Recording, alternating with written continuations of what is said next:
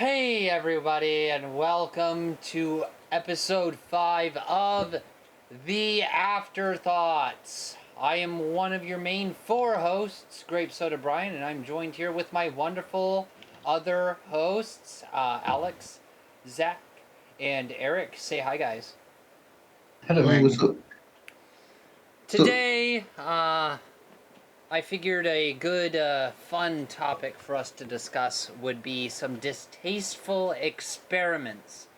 I gave you guys about, like, a little bit of a heads up to kind of come together, think about some experiments that were basically unethical that we would like to talk about. Does anybody want to start, or should I just keep going? You can go ahead and start the You first started. Yeah. All right. I don't know. So we're just gonna go ahead and Yeah. jump right into the meat and beans of this. Walk it by myself. We're gonna start with the Stanley Milgram's shock test. Alex, I believe you're familiar with this experiment. A little bit, yeah. Zach, Eric, are you guys familiar with the Milgram experiment? No. Alex, do you want to explain it to them?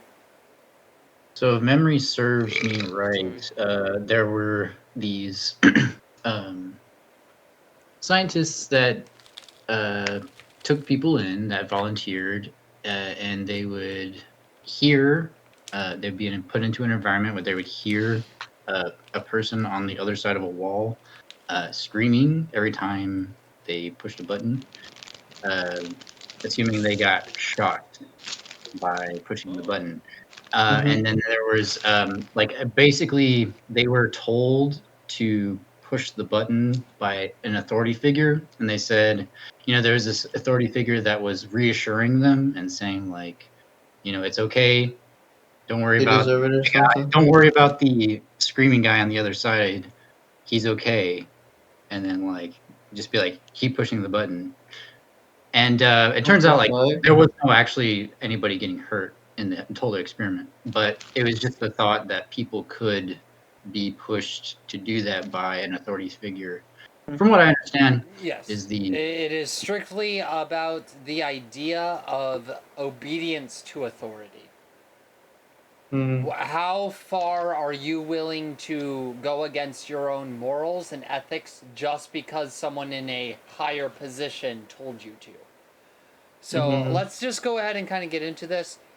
Just so everyone is aware, this experiment did not actually involve shocking anyone. right. Everyone was safe in this Okay. experiment except for some people who kind of got a little bit traumatized by thinking that they were shocking someone.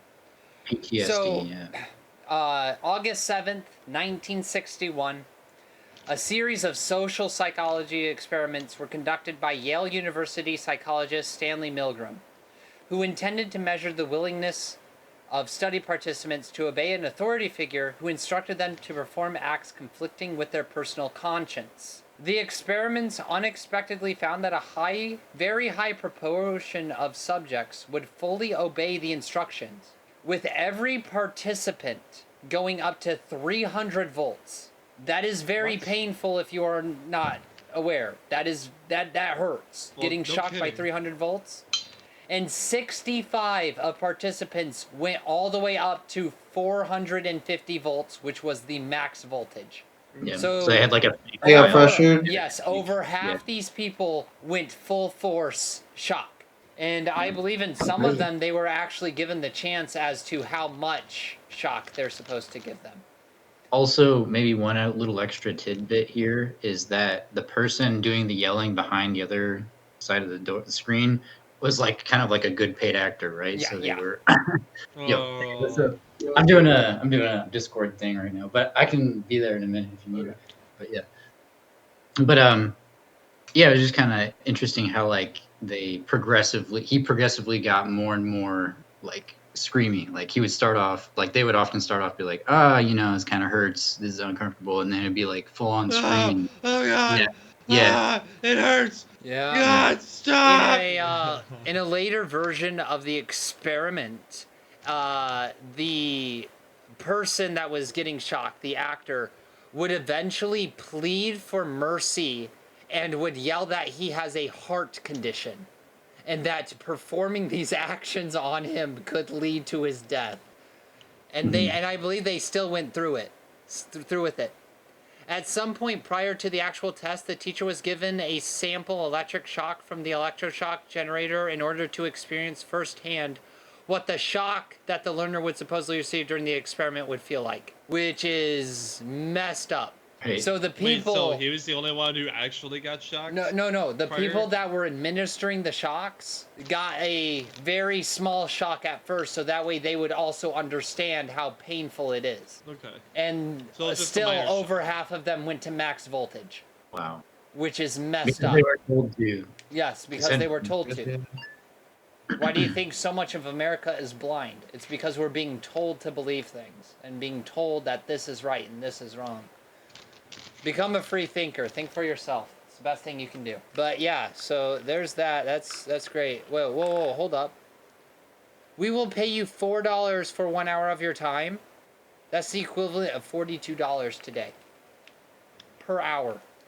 To shock people. When was I wouldn't have done it. 1961. Oh. That makes sense. After this. Yeah, it was quite a while ago. But yeah, that's the first experiment that we wanted to talk about. I'm also would have been being paid $1 an hour. I'm also going to move on to Pavlov's dog experiment. Who's familiar with this one? I am not. I should know this one. I really should. Yeah, it demonstrated how a neutral Pavlov stimulus could become associated with a natural response through repeated pairings. Right. It's the whole you know the whole thing. You show this bowl of food to the dog and he salivates, and you ring a bell every time you feed this dog, and then one day you don't give them the food, but you ring the bell, and guess what? That dog is salivating because it has associated the ringing of the bell with eating. That's what that was. Core behavioral training. But kind of going a little past that, I forget exactly what it was called, but there was another experiment where scientists would, they had dogs basically in there, and they put them into two groups. One group would be praised, pet, seen, coddled by everyone in the staff anytime they did something good. The other group of dogs would receive no reward, no recognition, no anything for anything good they did, and anytime they did something bad, though, they would be greatly punished for it. I forget exactly what that was for, and nor do I care because animal abuse I fucking hate. Speaking of animal abuse, we got the Harlow monkey experiments. Conducted by psychologist Harry Harlow, explored the nature of attachment and love in infant rhesus monkeys. Oh, was that the one? Sorry, was that the one where they took the mother away and they replaced it with a fake, the stuffed doll mother? A stuffed I remember mother that one. and a metal mother. That one was so sad. I remember learning about that. Yes, and it's so sad. Okay, so they put these baby monkeys in this cage, right? And it can free roam. And ahead in the cage were two paths. One led to a stuffed monkey mother, a fake monkey stuffed, cuddly, soft, amazing. Okay, and the other one was a metal mother monkey, which was harsh, metal, not comfortable at all for the monkey to hold on to. However, the metal monkey is what dispensed food and gave care to the monkey, So anytime that they scared this monkey by blasting it with air, instead of running to what you would probably go, the more protective, soft mother, it instead go to the one that has given it love. And it's just sad seeing these monkeys gripping onto these metal cages being blasted with air. These little itty-bitty babies. These little itty-bitty babies getting blasted with air. That's so cute. It's new cat, by the way. Yes. It's adorable. Her name is But Serafina.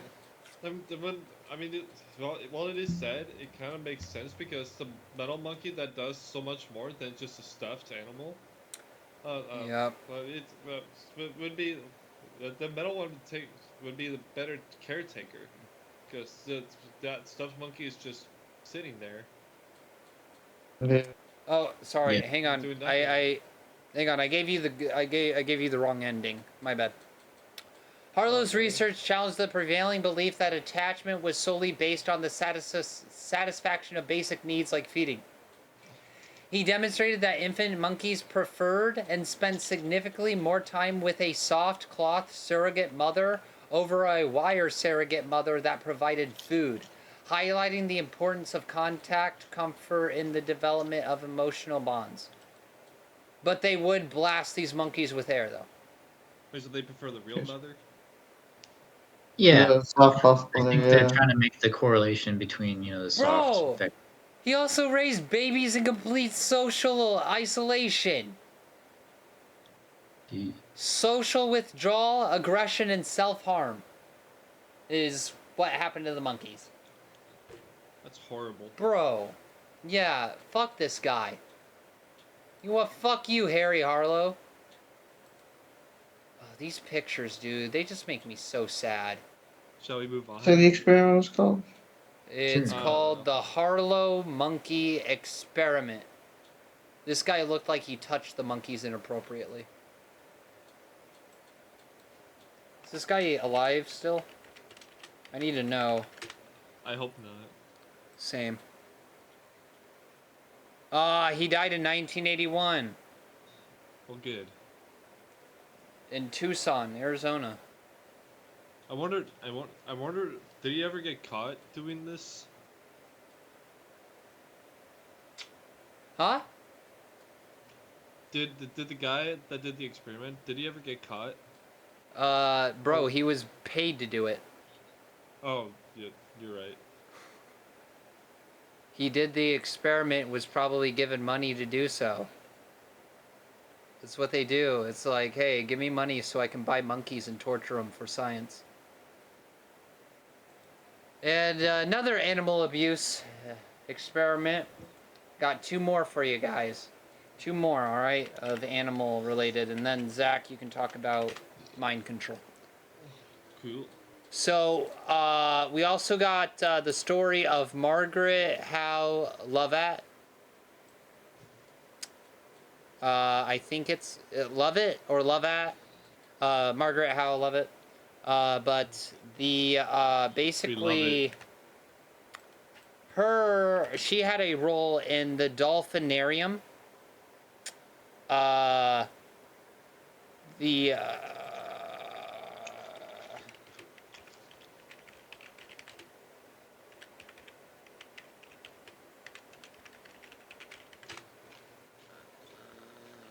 The Dolphin House Experiment. Thank you. Yes, the Dolphin House Experiment in 1960s, funded by NASA. So NASA was giving them money to That sounds cool. Yeah. teach a dolphin named Peter to speak English. You told me about That's this the cool. other day. You told me about What it was the conclusion? Did he speak I'm English? sorry. He'll I'm laughing He'll because explain of in a just second. how fucking absurd that is. NASA gave Hey us a man, bunch they of really money believed it. to teach a dolphin to speak English. The only thing it can say is E. Bro, come on. But so These are the real Margaret, questions, man. so Margaret, this who was a part of this experiment, was a young researcher. She lived with Peter in a specifically designed dolphinarium for months. Like she lived in this dolphin house with this dolphin for months, trying to kind of establish a sort of raise it like it's your baby. Because how do we teach babies to speak? through the Yeah. parents. Mimic, That's mimicry. usually how it does. Yeah, exactly. Mimicry.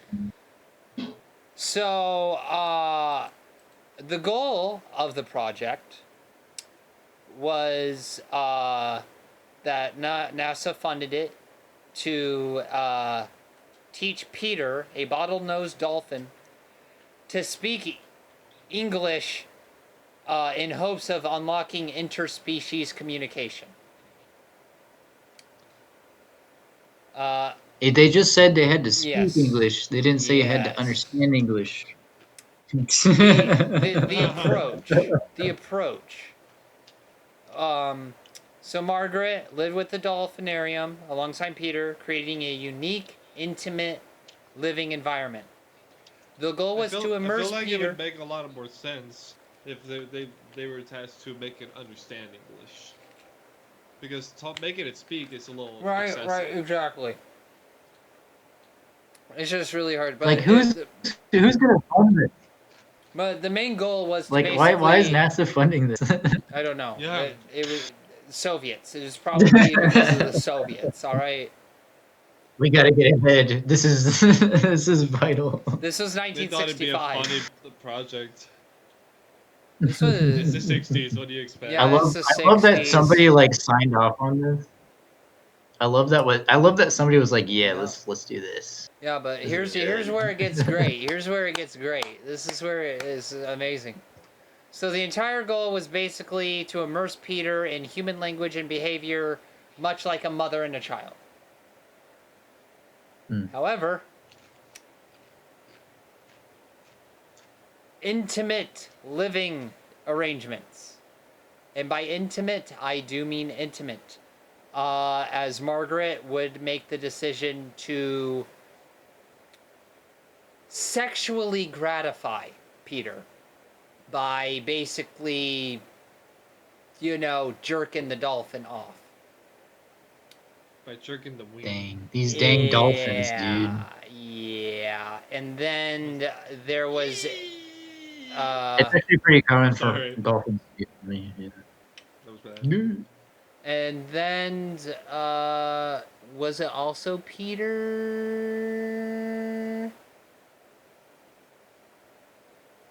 Oh no.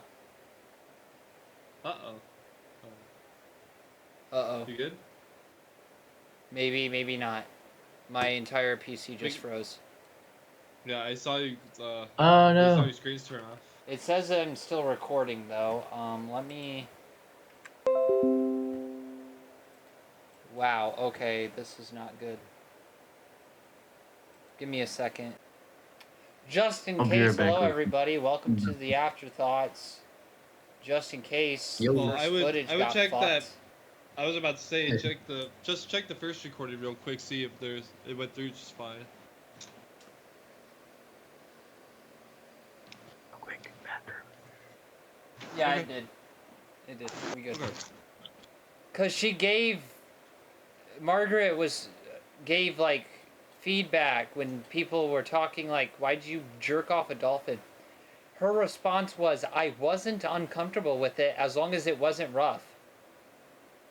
What the fuck? That's gross, dude. What the fuck? See, this is why I watch horse porn. Okay, I'm back. More normal. Horse cock. That girl needs to go to an asylum. For Females? real. No, the girl, that did Margaret. The experiment. Is Erick here? Oh, Hosted the experiment. Okay. Alright, okay. I'll go ahead and continue, just like nothing ever happened. So, apparently, so with the whole manually relieving this dolphin, Margaret said, she explained, I wasn't uncomfortable with it as long as it wasn't rough, which is just a really gross thing to say in general. You are sexually pleasing an animal. That should be uncomfortable. She's It would gotta be just lying. become a part of what was going on, like an itch, just to get rid of it, scratch it, and move on. And that's how it seemed to work out. It wasn't private. People could observe it. Fucking exhibitionists. That's wild. It is. People could have. So, Peter was then moved to a secondary facility in Miami. But instead of it being like the open, stimulating setting that the Dolphin House was, it was very confined and much smaller. A more enclosed tank and not a lot of exposure to sunlight. So it's fucked. And then... experimenting on LSD too, that's crazy. Yep. Yeah, I think they also gave the dolphins LSD during this time. Which is also just fucked up. That's animal cruelty. Like, animal cruelty and bestiality it's okay. at the same time. It's okay if it's a vet doing it in order to like give your pain, like your pet pain relief and stuff like they're that. Licensed. Exactly. They're licensed to do exactly. But when you're giving just straight up actual narcotics to your animal, that's fucked up. And then, for those of you who were worried about Peter in this small enclosure, don't worry. He got super depressed and killed himself. He drowned. He made the conscious choice to not come up and get any more air. He chose to drown himself. Dolphins, man. Yep. So, Rick O'Barry, founder of the Dolphin Project, later explained how dolphins have the capacity to end their own lives. Dolphins are not automatic air breathers like we are. Every breath is a conscious effort. If life becomes too unbearable, the dolphins just take a breath and they sink to the bottom. They don't take the next breath. Which is just... They even swim to the bottom? Nope, they just... I mean, they might, but it's sinking at that point. Right. But that's just really sad. Well, how long does it take for another dolphin to take another breath over the water? I think they can hold their breath for a good hour. Oh, really? They really they can last a while. I think so. And not all dolphins are good. Have you seen those Amazon river dolphins? Those things are fucking aliens from hell. Dolphins also play with pufferfish. Dolphins can typically hold their breath for about 8 to 10 minutes. That's enough time for them to use those fish as fleshlights like they do. Are you aware of the fucked up shit dolphins do, Zach? What did you say? The Amazon River dolphins? Yeah, look up Amazon River dolphin. It's just how it looks is terrifying, and it's just like the most, like, bitch ass out of all the dolphins. It just looks. It almost looks like a generic dolphin, but more like, it's got a. Are you looking at the one where it looks like it's standing in the water, staring at you with a death glare? That one's kind of funny, though. It is, but damn. Imagine opening your eyes underwater and seeing that. That's a no for me, Chief. But Zach, dolphins are really fucked up. Like, they actually take fish and use them as fleshlights. Ew. The group of boys will get together and go beat a female dolphin with their tails into submission so that way they can gang rape it.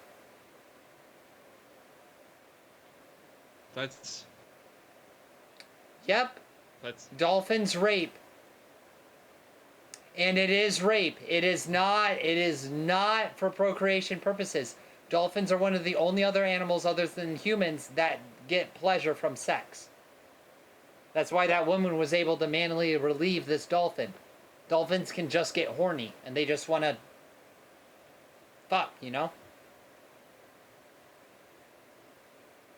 But yeah, they rape. That sounds like It's really fucked up. And the female dolphins don't really do anything about it? Well, what are they supposed to do? They are getting beat by a group of male dolphins.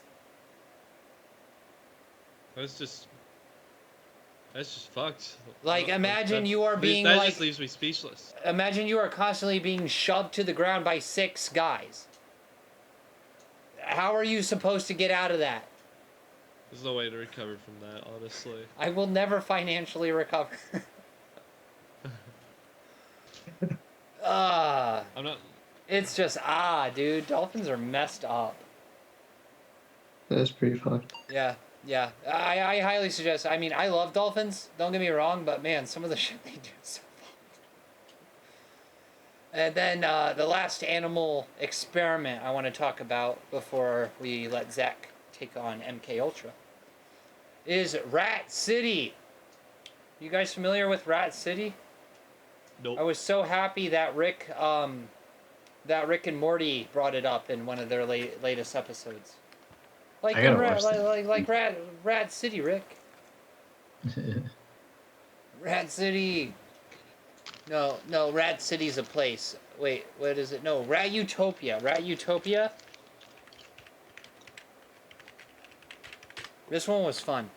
Yeah, the Rat Utopia experiment, also known as Universe 25. What? Okay, I'm not gonna lie, that's kind of a badass name. Universe 25? Dude. That sounds sick. It's like 11. Dude, I'm what? That's getting awesome. my head out. When was this? So- when was this found? Okay, what year so did this start? this was 1960s and 70s.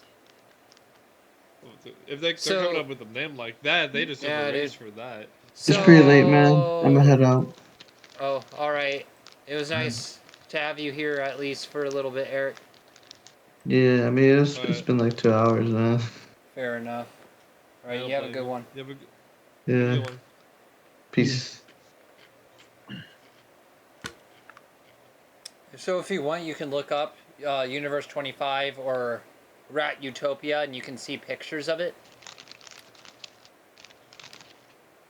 But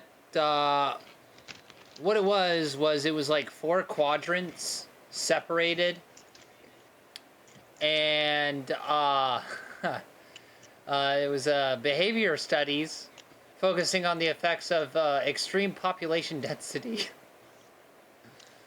I feel like I've seen this before. Yes, I watched a video on it, but basically what happened is so overpopulation and behavioral sync. As the mouse population grew, overcrowding led to a breakdown in normal social behaviors. Rats exhibited aggression, sexual deviancy, and withdrawal, with some becoming what Calhoun termed beautiful ones, mice that did not engage in social interactions and focus solely on grooming themselves. Population collapse. The breakdown in social structure and nurturing behaviors resulted in a dramatic decline in birth rates and rise in infant mortality, ultimately leading to the extinction of the population within the enclosure. Whoa. Huh. So, Population. yeah, a bunch of male rats and mice eventually became very submissive to the dominant males, and they themselves would not procreate. Each quadrant had maybe 1-2 dominant males that would engage in sex with other mice, and if it noticed that mice were born that weren't its progeny, it would then turn to eat them. Dang. The overpopulation led to the actual extinction of the population. They When all was this died. experiment? The 60s and 70s. The Rat Utopia experiment. Wow. But yeah, they all the rats eventually died. They drove themselves into extinction. I think when they ended it, there were only like a few single rats roaming around. Everything else, I mean, everyone else was dead. Man, I bet Crazy. it smelled horrible in there. Oh yeah, I mean, it was big enough for probably all 4 of us to sit in comfortably. It was a large setup. And yeah, it became overpopulated, and that's just what happens. Yeah. I mean, they're not super intelligent creatures in terms of like understanding how to keep their society afloat when stuff like that happens. You know, they can't go, oh, we all need to eat less food now so that way we can last longer. They don't think like that. Right.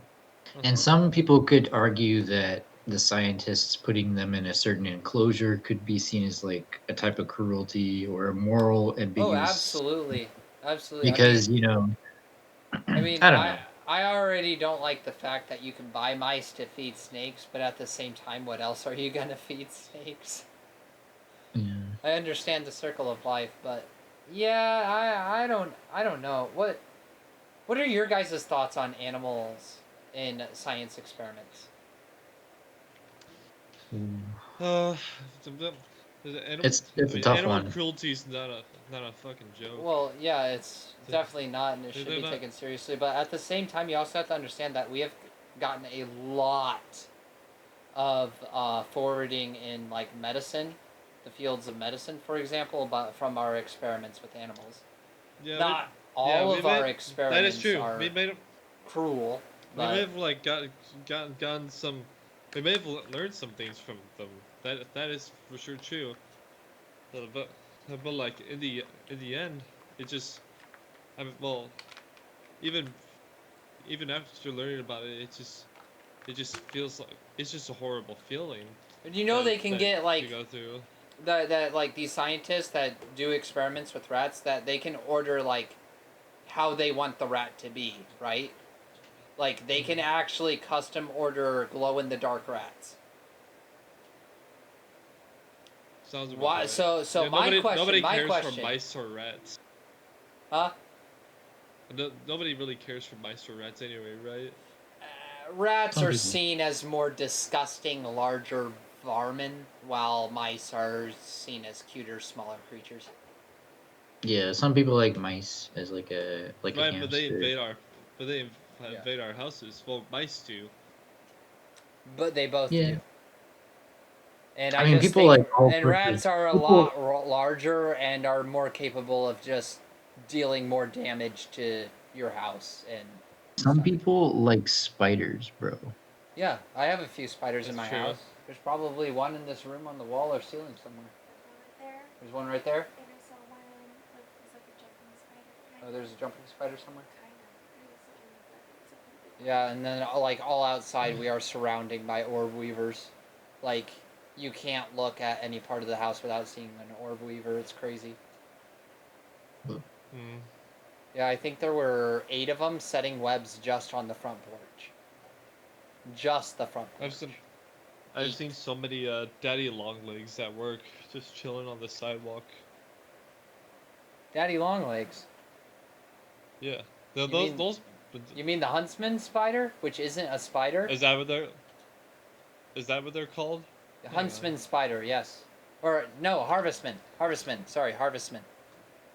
Yeah, I call daddy them daddy longlegs. longlegs just Yeah, because- that's what it is, though. They're also known That's as what I daddy thought. longlegs, but they're called a harvestman spider. Yeah, I've seen like so many of them just behind apartment buildings, just crossing the sidewalk. And Like no big deal. they are not spiders; they are arachnids. Yeah, I mean, isn't a spider? they're still spiders Nick? though. Like, They are not. Yeah. No, they are not spiders. okay, but they look Scientifically, like spiders. Scientifically speaking, the harvestman, the daddy longlegs, is not a spider. It does not spin webs, it hunts. Hence why it's called a harvestman. It goes out, it harvests. Yes. Would be an arthropod then. They are Well, more they're closely an related. arachnid. They are more closely related to scorpions than they are to spiders. Well, Yeah, there's one. okay, but like, they're all in the same class. No, Spiders they and aren't. scorpions are kind of in the same class. Yes, they both belong in the same class of arachnida, but harvestmen are in the order Piliones, while spiders are in the order Araneae.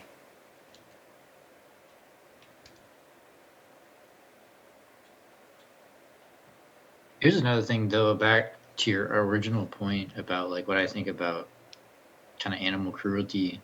I think that personally, I think creatures with like pain receptors should be seen as creatures like that can feel pain, and I don't know. I feel like Yeah. if we're talking about the death of a creature, it's like it's pretty intense, you know. But like yeah.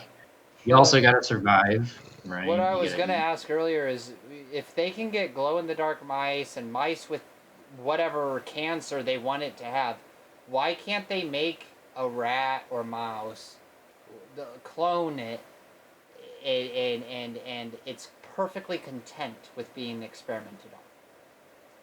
It doesn't feel pain or anything. It's nothing but pure pleasure. I mean, if it's gonna die anyway. Yeah. I don't know. By the way, It's always yeah. the word That's for what the I harvestmen are pillions. Yeah. And All I can say is they're that we and Zach, they're non-venomous. They don't have fangs. They're not spiders. Yeah, but they're spider-like. They are spider-like, yes. That is true. They do have 8 legs People still call them spiders. and all that. They're just, but they're not. There's no. It's not a segmented body either, which is something spiders have. Head, abdomen. This thing is one full pill on tall ass legs. Yeah, it's like 10% pee, My mom is or sending sorry, me 90% photos. pee. 90% pee? Yeah, You like pea drink size. 90% piss? No. What are you talking about? I never said such a thing. You said 90% piss, and I just assumed you were drinking it, because, I mean, look at you. I said pee. What about it? Yeah, we all do it, so PEA. what? We also eat peas. That's right. My favorite pee is the one in the pod. Exactly. Oh, yeah. My favorite pee is body. Body Sherman.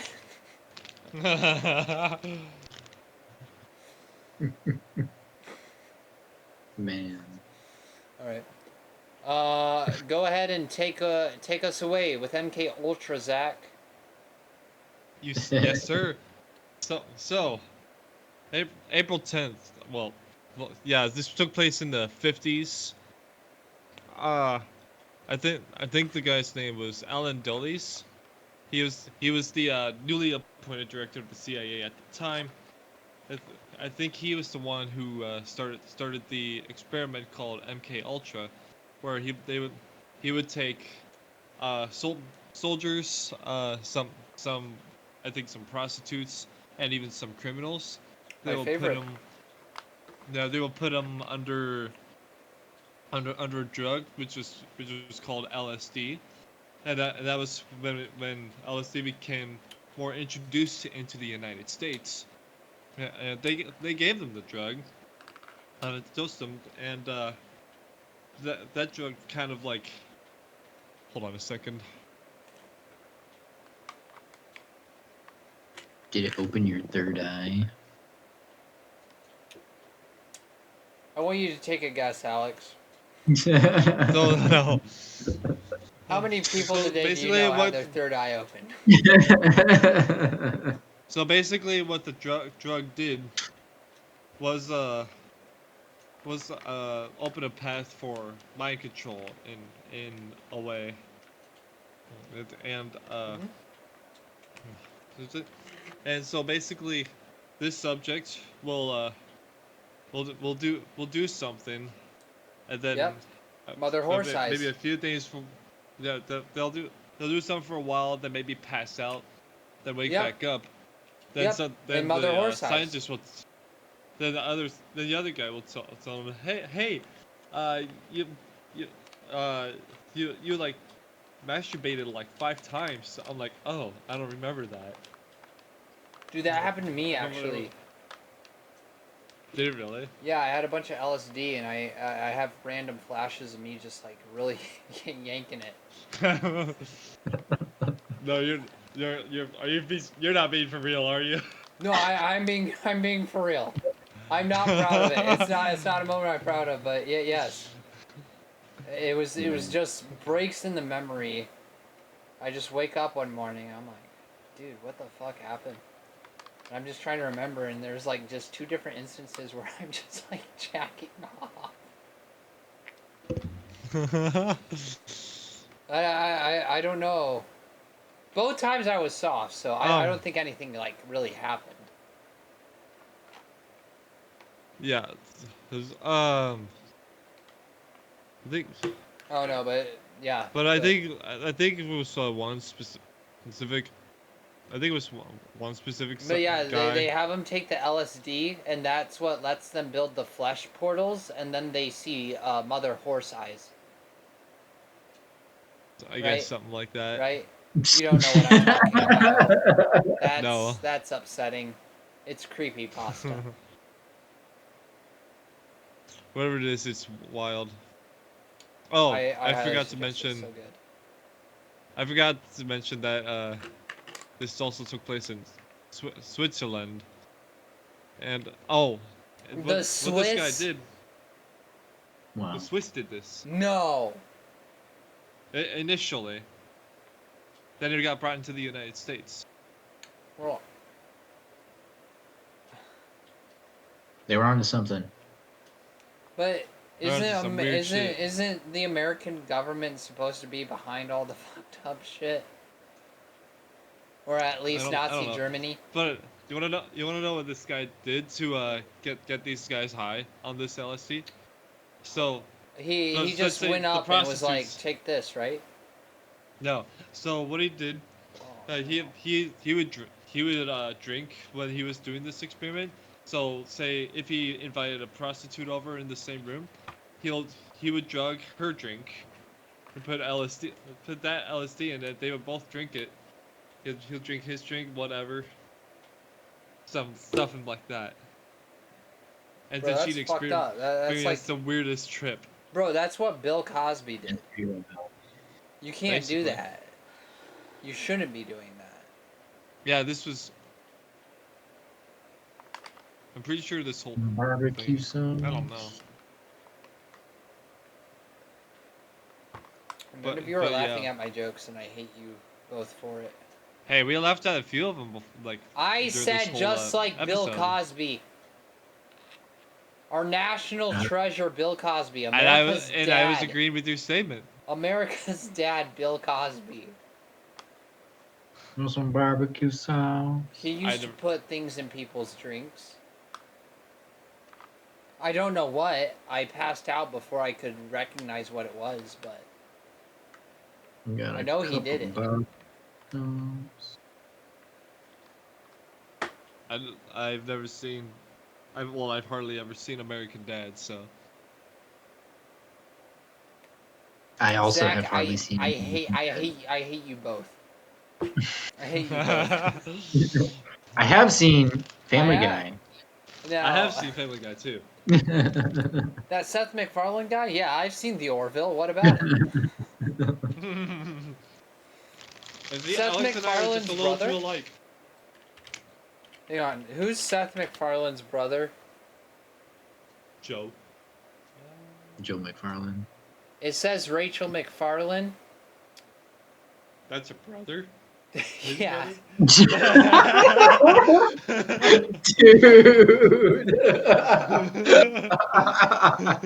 Oh, dude, that's hilarious.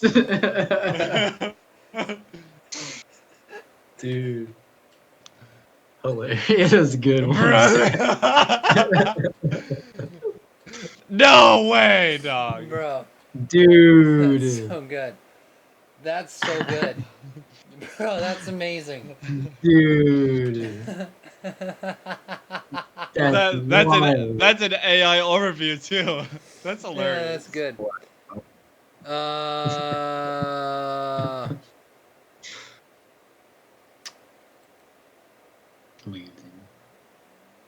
All right.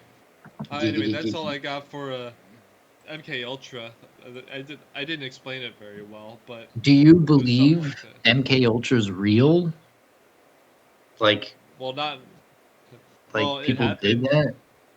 I don't know. It happened in 1953, so. Could people unlock their minds and mind read? That's what I'm asking you. Not anymore, because pretty sure it got shut. I think it got shut down. But they Oh. could. No, they tried. I think they tried to destroy the files. Mm. What do you think about that one, Zach? The What do you? handcrafted MK Ultra effectively eradicated the paper record from one of the United States' most obviously illegal undertakings. A program born in secrecy would hold on to made of its secrets forever. So, what's your That's what that analysis article of says. this? Are they onto something? Was MK on Ultra onto something? I don't know, but whatever they did is honestly extreme. Pretty extreme with the LSD. Yeah, and drugging the suspects. I'm with you there. The reason why I know of the name MK Ultra, by the way, is through a Periphery song, but the lyrics have nothing to do with the MK Ultra itself. Sorry, I was getting a little confused. Well, hardly. I was meaning Billy McFarland, the guy behind Fire Festival. Oh. You know that thing he tried to put on that made him a financial criminal? I think I remember hearing about that festival he put on that like was really bad, and he's a criminal. Like, he should go to jail. I think the people who put on Lollapalooza should also go to jail because they only ever get 3 good artists. Because everyone else on that shit, I can like guarantee, is bad music. I don't even need to like prove it. It's just their name. I've never heard it before. I look up one song and it's some of the worst, most generic bullshit I've ever. I'm getting mad. I'm getting mad. Zach, I need to take LSD so you can mind control me so I'm not so mad. Hey, can I invite you out for a drink? You wanna go have a drink, lady? All right, Don't worry, next. I won't drug it or anything. Hey, Alex. I don't care if you have to look it up, but how about you take the Stanford prison experiment for us? Oh yeah. You want to do that one for us? Sure. You got this.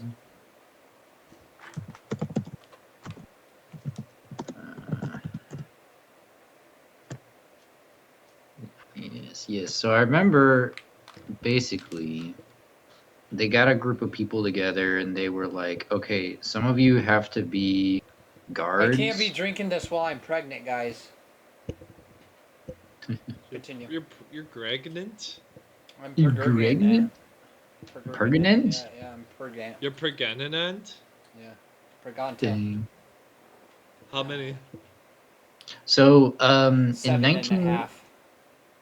In 1971, at Stanford University, there was a two-week simulation of a prison environment where you had sort of like the higher ups; those were like kind of the cops and the people that run the prison experiment, and then there were the prisoners, and there was people who signed up for this essentially.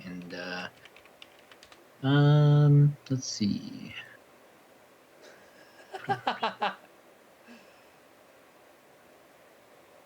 Some are guards, some are prisoners. What happened? Oh. What happened?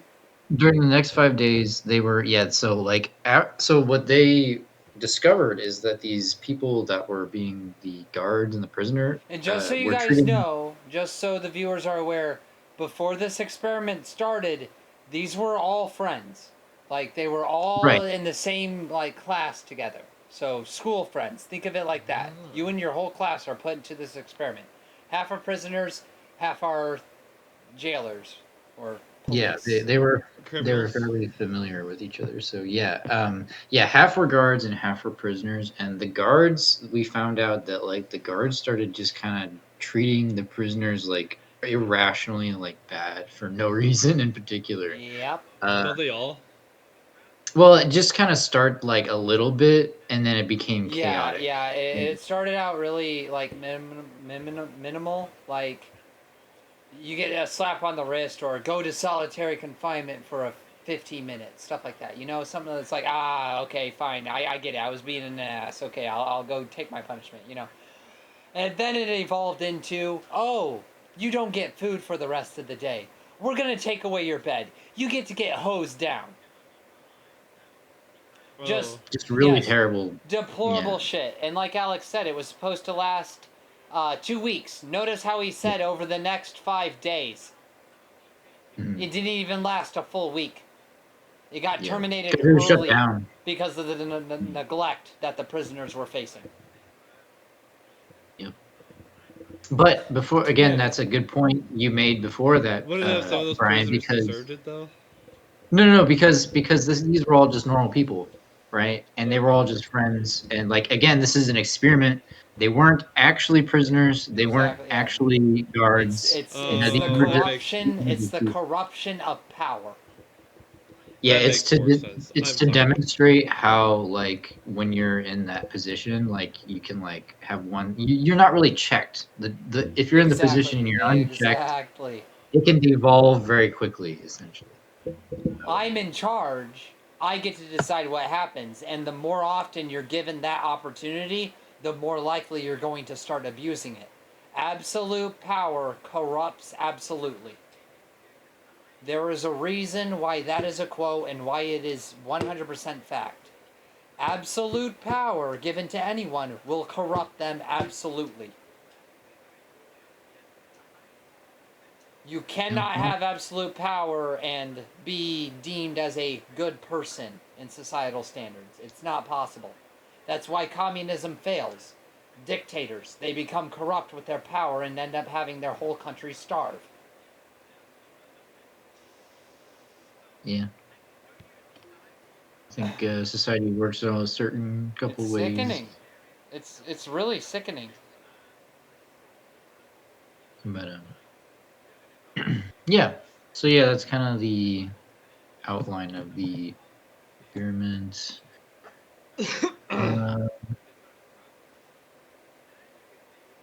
They were arrested by a real police officer, Palo Alto, during the next 5 days. Psychological abuse of the prisoners by the guards became increasingly brutal. There was a psychologist that visited to evaluate the conditions, and she was like kind of troubled to hear, of course, how terrible these people were for doing what they were doing.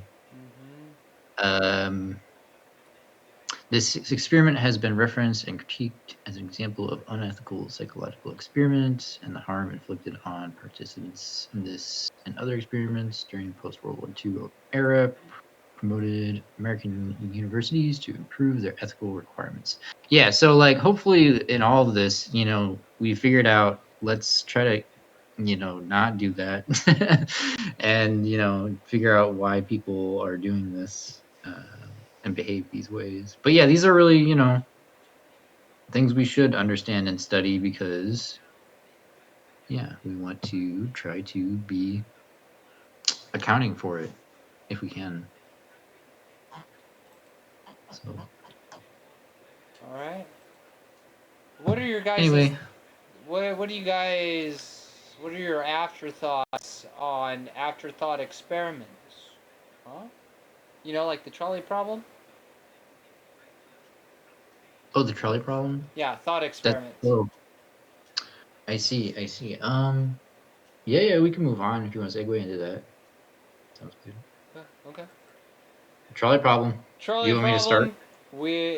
Go ahead. Everyone's familiar with the trolley problem, so let's go ahead and give it a quick description of this thought experiment, and we'll go through and answer it.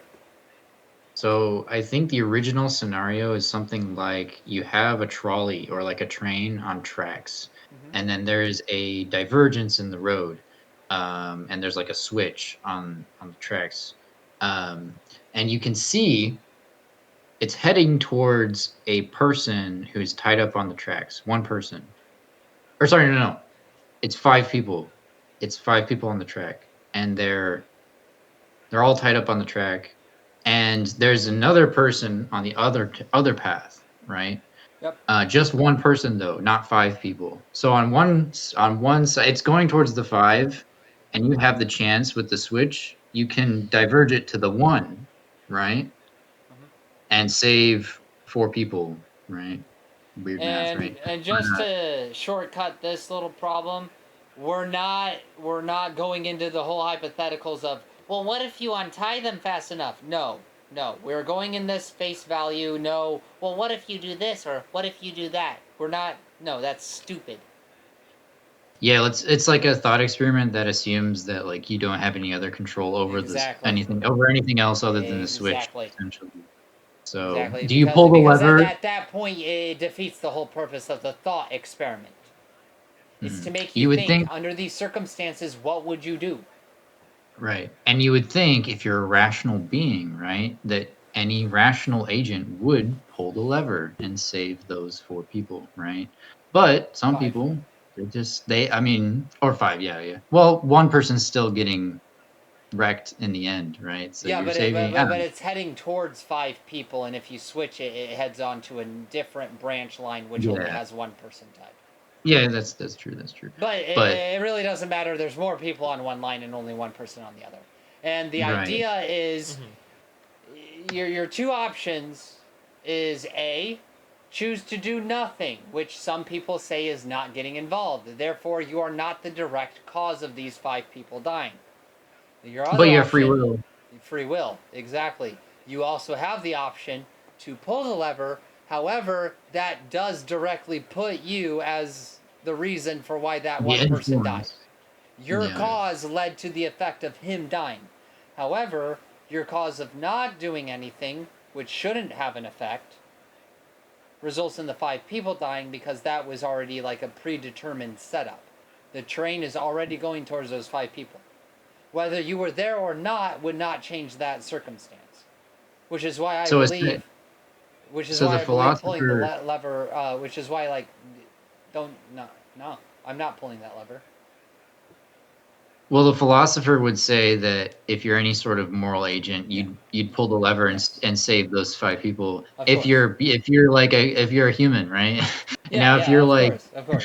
I know. I was joking around, but also I wasn't joking because let's get into the first variation of this problem. That 1 person tied on the train tracks is a loved family member. oh, you're changing it. Oh, man. Oh yeah, we're getting into the variations. We're adding Ah. a bit more stipulations to this thought experiment. Well, it's also getting more personal now because now. So now there's a personal element. So Zach, I'm pretty sure you would agree the moral choice is to pull the lever because 1 person dying is less bad than 5 people dying, right? Yeah, I mean it's kind of tough because you don't know who these people are, right? Yeah. It's a lose-lose scenario, yeah. Yeah. Man, there's some variations where they like actually give you backgrounds of the people.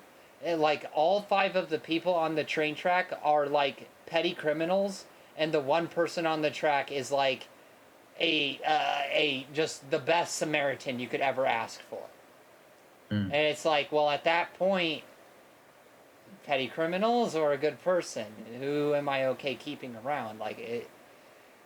But Yeah, it variation. gets really weird. Yeah, I'm sorry. I cannot make the choice to kill a family member. So I'm taking the choice of not pulling that lever. I am not getting involved in this problem. Yeah, I'd also like to refuse. I don't know who tied those 5 people, and I don't know who was driving that trolley, but someone ought to ask about that because I had nothing to do with it. Imagine being tied to the tracks, though. Ooh, imagine being tied to the track. Okay. How about that? You're tied to the track, and the lever is right next to you. However, if you pull this lever, the train will run you over, but it will spare 5 orphans. Dang. How's that one? That's. I mean, it's better to just stop. I don't care if I get canceled for saying this, but fuck those orphans. It's always about numero uno. I'd rather save the orphans personally. Oh, really? I'll take. I Why? don't know, man. Those kids deserve much better life. They're orphans, though. They don't have parents. I think I think we should just cut everyone's losses. So they and have not more to pull the live lever. for. Yeah, there's nothing to live for there. That's so I mean, once they get offensive to adopted, they have actual much orphans. more to go through. I don't Yeah, mean I that. mean- If you're an actual orphan, you are loved and appreciated. I know plenty of people who have been adopted, and they're great. They're great people. I'm making a joke. Dark humor. Commonplace.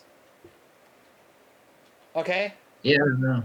I'd like to imagine I'd sacrifice myself, but I mean, Okay. I'm not an amazing person, but Would you sacrifice the family member for 5 normal people that you don't know anything about? that's also a rough one. I don't think I could. I don't know.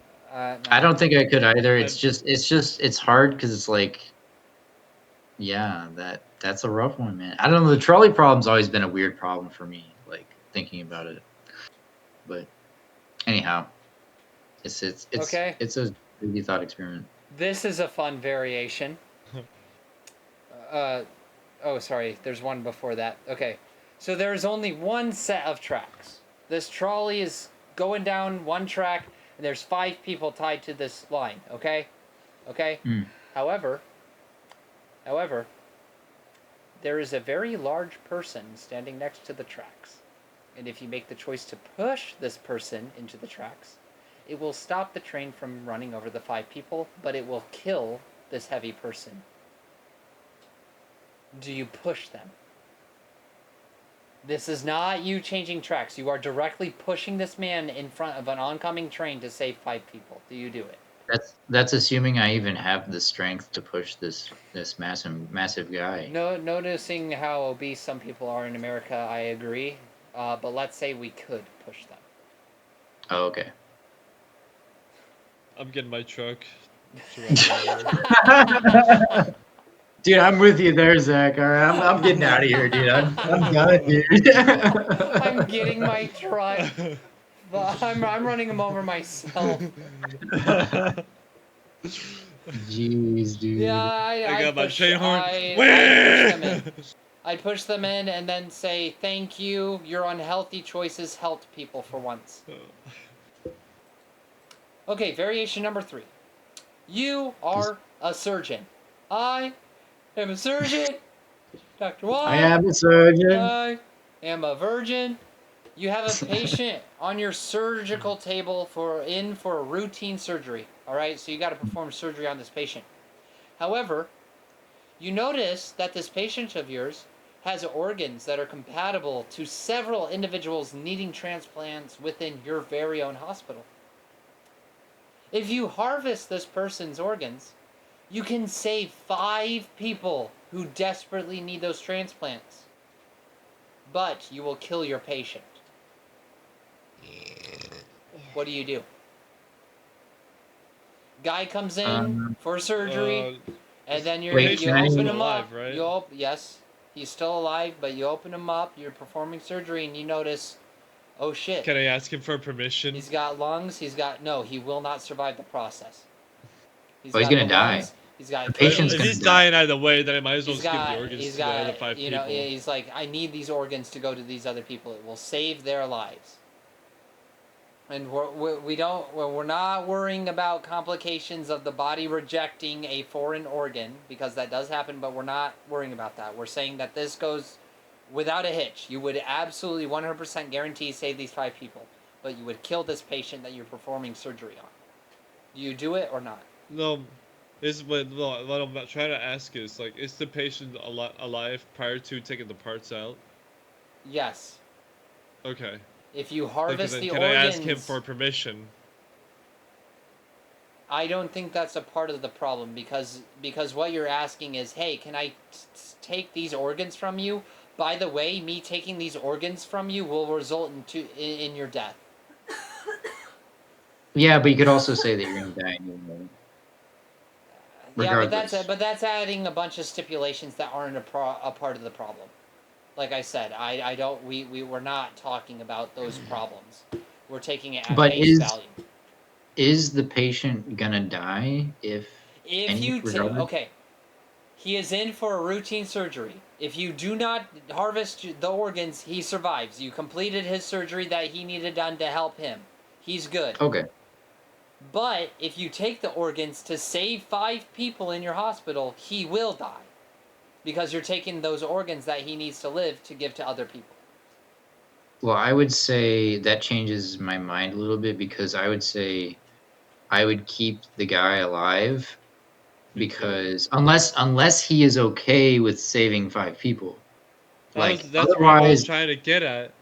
I'm not Right.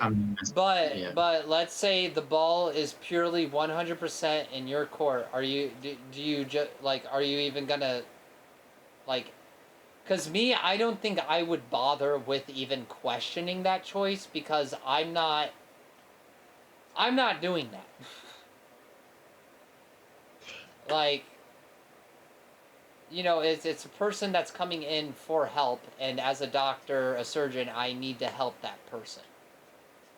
And that helping of people, like, I believe there's a code of conduct that, or honor code that you agree to when you become a doctor or surgeon, and that is you will help people and not cause harm to anyone. Yeah. So you that means you are not even allowed to help someone if the only way to help them is by harming others. So, just by that morality and Is it really harming? I don't know. I'm just really thinking like these people. you are killing the person. You are removing their organs. That in a way classifies as disembowelment, which is a type of murder. So it like, if we're looking at laws, yes, taking the organs from him is like killing him, and it's wrong. Right. So what is your final argument then? What are you saying? Not to do it, because in the position that you're in as a doctor, you shouldn't do that. You wouldn't. So yeah, you're saying you're not harvesting his organs and not saving the 5. No. Okay, we're in alignment because I believe that too. There's enough dumb team drivers. I'll just wait for an organ donor to come through the doors. Yeah, and I'm also not a doctor, so Yeah, same. I don't want to be a doctor. All right. Here's another fun one. This might be up your alley, Alex. You know, imagine all the people that are on the tracks, and whether you flipped a lever or not, they weren't even tied to the tracks the whole time, so they could have gotten up whenever they wanted to. They're like, hey, you They ruined our just wanted to be on the suicide tracks to fuck attempt. with the person. That's wild. We all That's wanted to wild. go. What did you do? Okay, real world variation 4. Alex, this one's more for you. You are programming a self-driving car. Mm. If 5 Alex people would do such a thing. If 5 people run out onto the highway, do you program it to swerve off the road and kill the driver, or run down the 5 individuals crossing the road? Oh my gosh. How do you program it? Holy shit. You killing the driver, or If you're the robot and you have no morals, you're maximizing life. you're right? programming it? I guess I am the programmer. Yeah. So so when this situation happens, You gotta car put down is going hell to of do safety what? features in there. Swerve, This is crash, kill driver, or run those fuckers over. Why are they jaywalking? This is a bad situation. It is. Why are they So- jaywalking in freaking LA? Why are they in LA?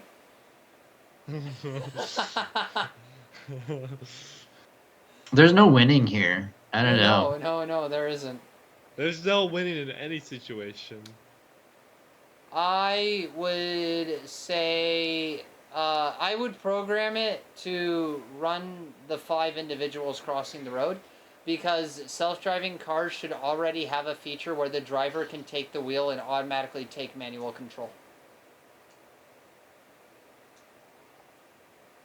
I know that's kind of adding a stipulation, but that's how self-driving cars are supposed to work.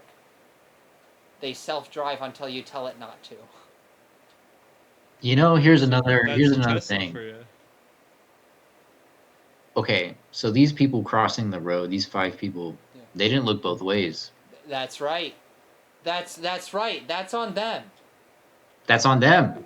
There you go. And the self-driving car, I'm pretty sure, would stop at areas where it is for pedestrian crossing. Yeah, I mean there would be a lot of So they're probably jaywalking. Right. Yeah, so they deserve death. Jeez. No, dude.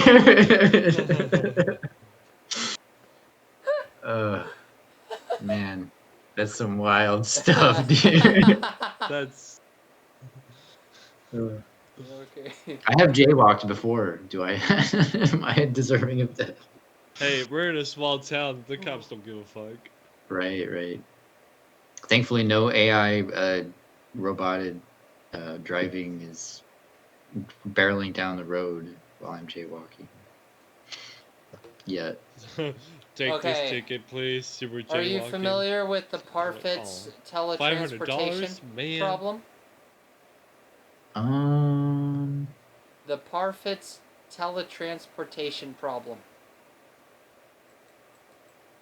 Man, maybe it was a while ago. I don't remember. All right. So you step into a transportation machine. The machine scans your body, and then you are disintegrated. You are destroyed completely. Another machine prints out an exact duplicate.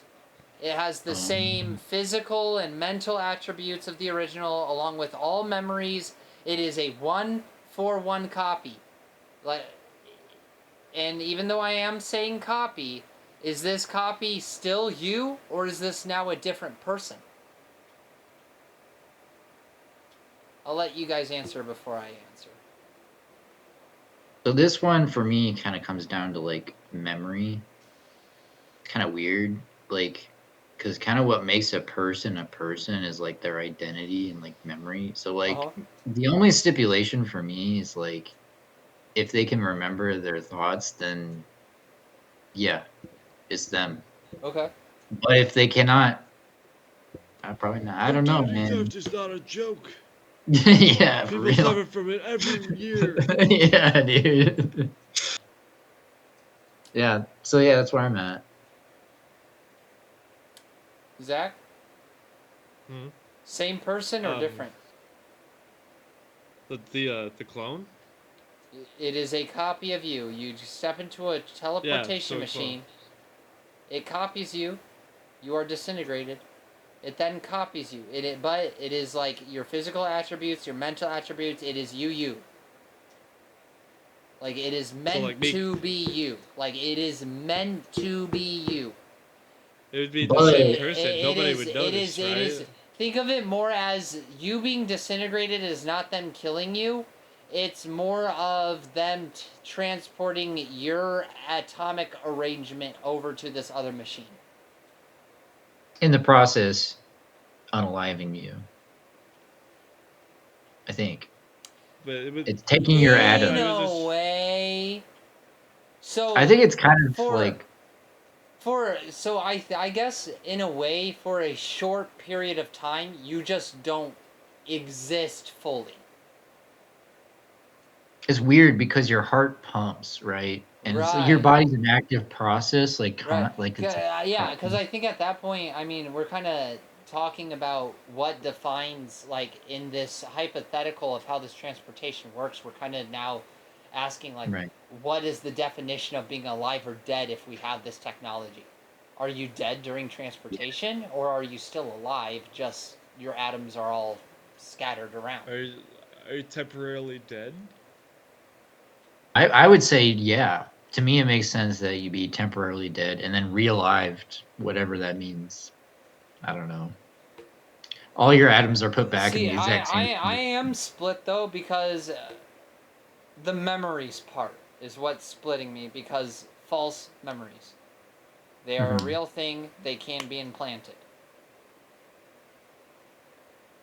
Also, if there's a copy of someone and both exist, usually you refer to this copy as copy 2, even if Prime dies. Hey, Steve Prime is dead, Steve 2. Oh shit. But if he goes by Steve Prime, then it gets really confusing, because if you're talking about past Prime, that's not the same Prime anymore. They should elect for Prime like they elect a president. I think Prime would be the person originally being copied. But if they are destroyed and then it makes a copy, though, and there is no more one, but it is supposed to be an exact copy of that, I think it would make sense possibly for them to be Prime. No, So I guess kind of killed his Prime self. I would say same person, because let's also talk about the fact that every 7 years, all the cells in your body are brand new, compared to the cells you had 7 years ago. Same thing with allergies. Every 7 years, you could possibly develop a new allergy or stop being allergic to something, which I think is nuts. I would hate the day I wake up and I'm allergic to peanuts. I would hate it. I love peanuts. I love peanut butter. I would kill myself if I was allergic to peanuts, man. Quality of life. But, Yeah. alright, yeah. Same person? You agree? But I if it suppose. still has all the mental attributes and the atomic artifacts of me, then I would say same person. What about a clone? Let's slightly different shift the scenario. What if you had an exact replica of you? Just like It'd be the same person, but it would have a mark on their back of their earlobe or something, right. claiming Well, that they're a clone. no, it wouldn't. Exact. It shares all the mental and physical attributes as the original. Yeah. Let's assume it like literally is identical. It is an identical copy. I One was gonna for say, one. wouldn't it be legal to keep track of all the clones on like the earlobe? Well, what cloning laws do we have? What human cloning laws do we have? I don't know if it's necessarily like a thing people are Plus, even legal or not, it would make sense. Wait. There are no federal laws in the U.S. banning human cloning, but some states have laws prohibiting it, particularly reproductive cloning. You're leaving cloning laws up to the state? That's not like a federal thing. Hang on, what the fuck is therapeutic cloning? Therapeutic? Therapeutic cloning. Scientific technique that uses somatic cell nuclear transfer, SCNT, to create an embryo with the same genetic makeup as the donor cell. Not to create a new individual, but to create embryonic stem cells for research and potential therapeutic application. Oh. Stem cells. Yeah, stem cells. Which are We could have also... called it stem cell breeding. Or whatever.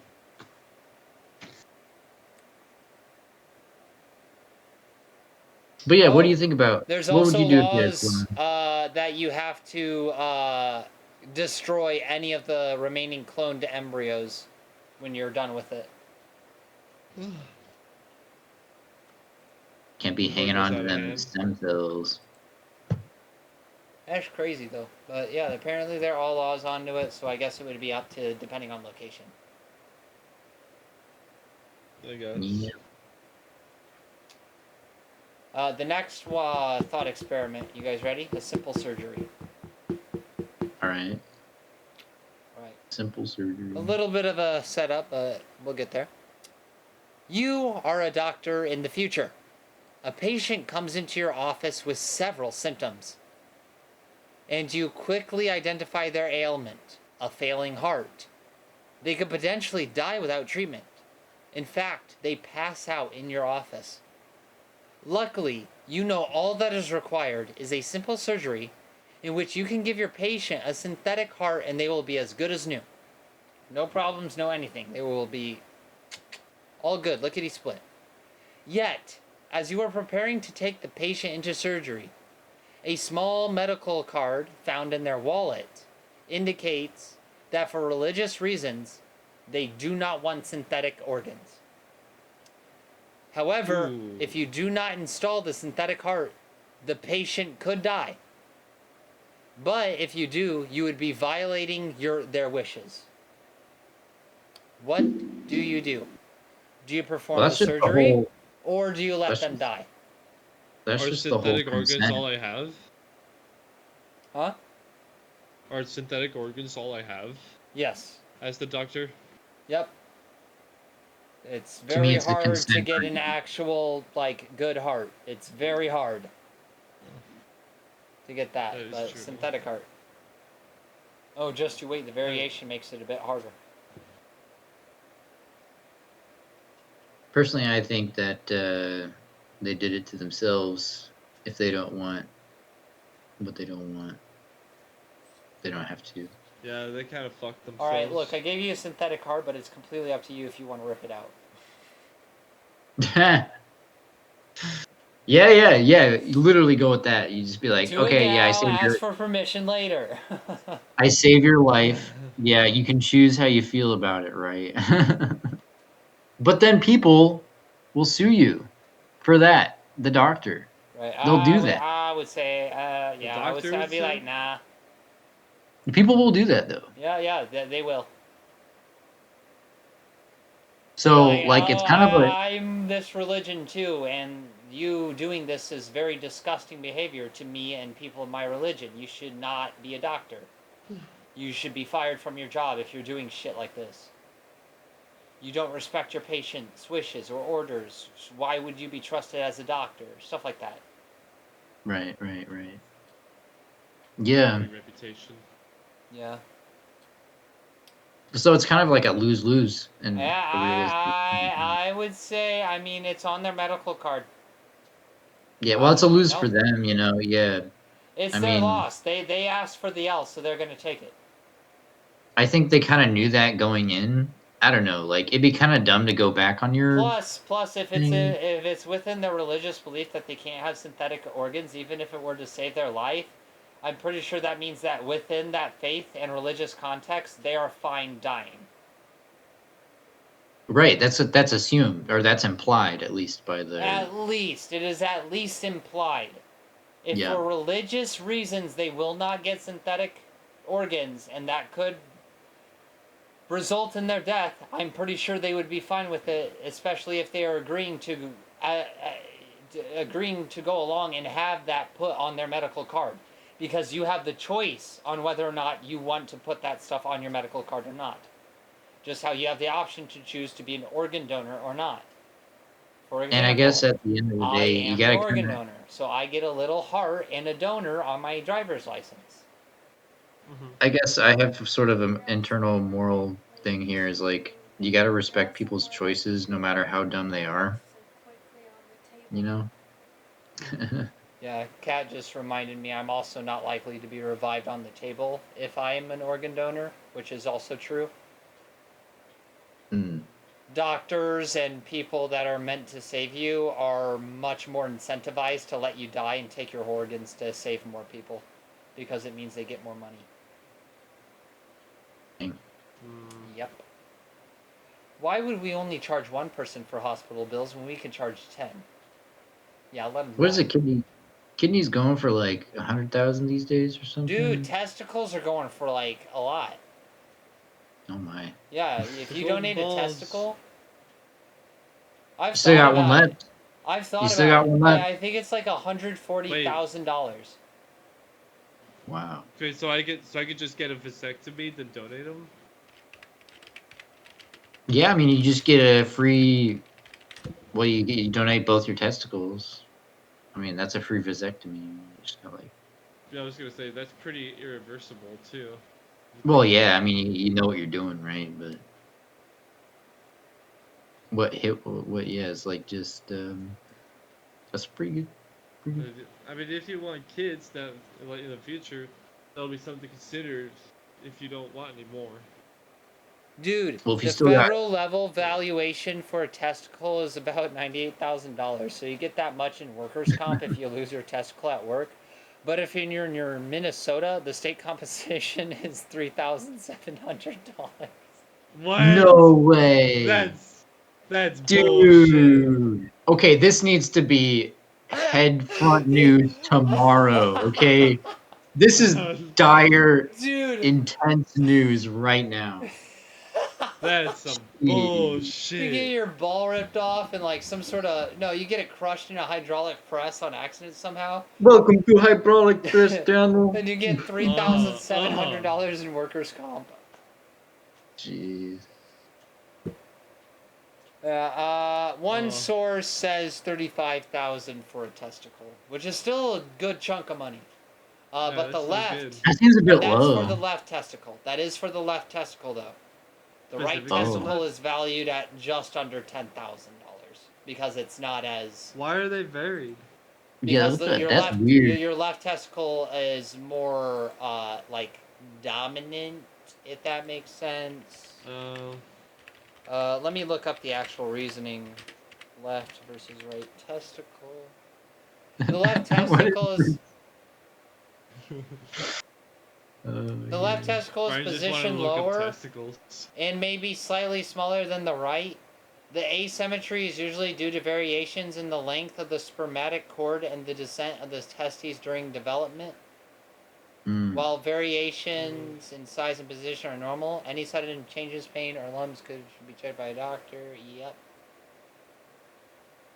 Make sure you know how to check for lumps. Yeah, it's getting late. What? How far are we right now, actually? Wait, what? Well, everything I'm reading is saying like the left testicle is worse because it's more likely to get testicular coercion, varicosilis.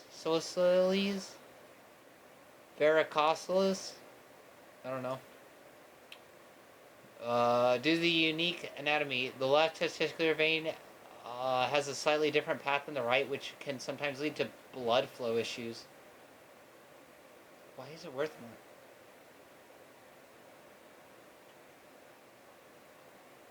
It's more susceptible to...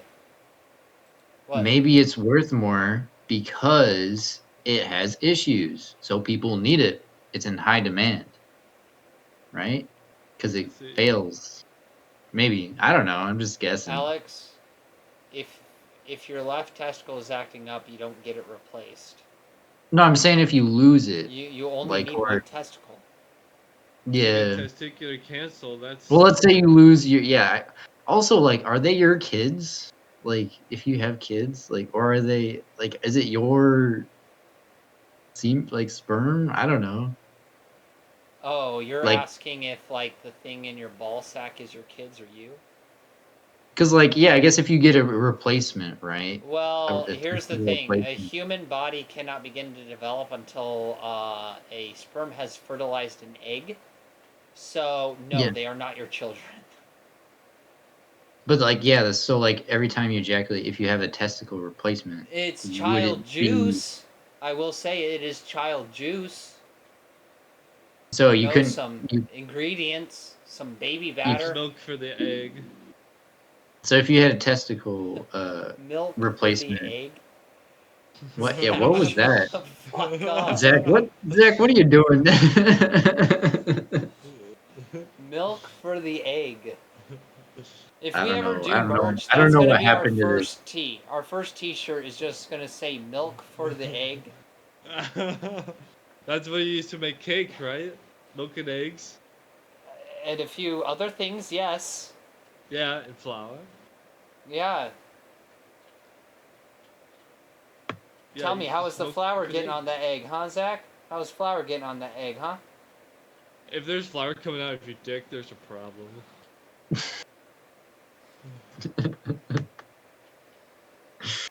What would it be like if you came like grains?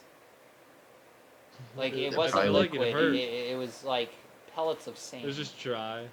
Dang. It was just dry sperm. It's like dust. Like it sprinkles out on the ground. it just comes sawdust. That's wild. I bet facials would be a bit more area, because it's like falling down like confetti, so it might cover more area. It's an AOE.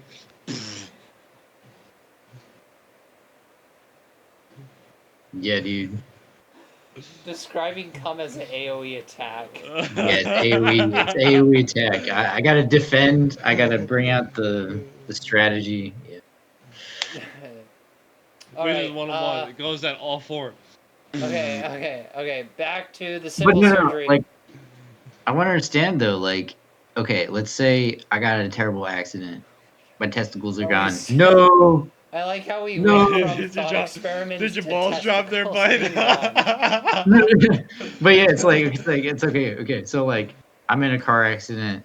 I don't have the testicles. I go in to the hospital. I'm like, I need a new set. Give me a new set. Wait, are you saying you dropped? Doc, I Are you need a saying new you- set of balls. You gotta help me. You gotta help me, Doc. Doc, Doctor's please. like, are you saying you dropped your balls when you got in the accident? Yeah, dude. Yeah, Doc. Your My balls balls are dropped? gone, You Doc. salvaged your balls, but then you dropped them on the way to the hospital, and they like fell down a sewer drain or something. Oh no! The real question, though, I'm asking though, if this could be done, like hypothetically, it's a big hypothetical because you need some crazy doctor who can like pull it off and like. This is as good as the conversation Alex and I had, where he had me on like a little D&D adventure trying to find my cum or something. I don't know. It was when we were talking about that girl with the condom collection on her wall. Condom collection? I don't know if I don't remember I this. forget when I recorded it, but if I find it again, I'm sending it to you ASAP. That shit This must was be so years ago. Back in No, back in- it was for an Afterburners episode. Man. Okay. All right. Well, It might be an archive, so I might have to double check. yeah, it could be an archive. Yeah. But oh, geez, Anyhow, it was funny. the real question I'm asking though is, if I have kids, are they my Uh-huh. kids? What do you mean? Oh. I had the transplant. I had the transplant. Okay. Now I get your question. Oh. You're asking because you have. Oh my god. Oh, hey. Oh, hey. Yeah. I gotta look up some weird questions. Give me a sec. If I have prosthetic balls, can I still have kids? Dude. Wild. Okay, first of all, can you get a testicle transplant? Yeah, that's like question number 1, because even if it's possible, it has to be like feasible. Oh, yes, it is. Wow. It remains a rare and experimental procedure. Yeah.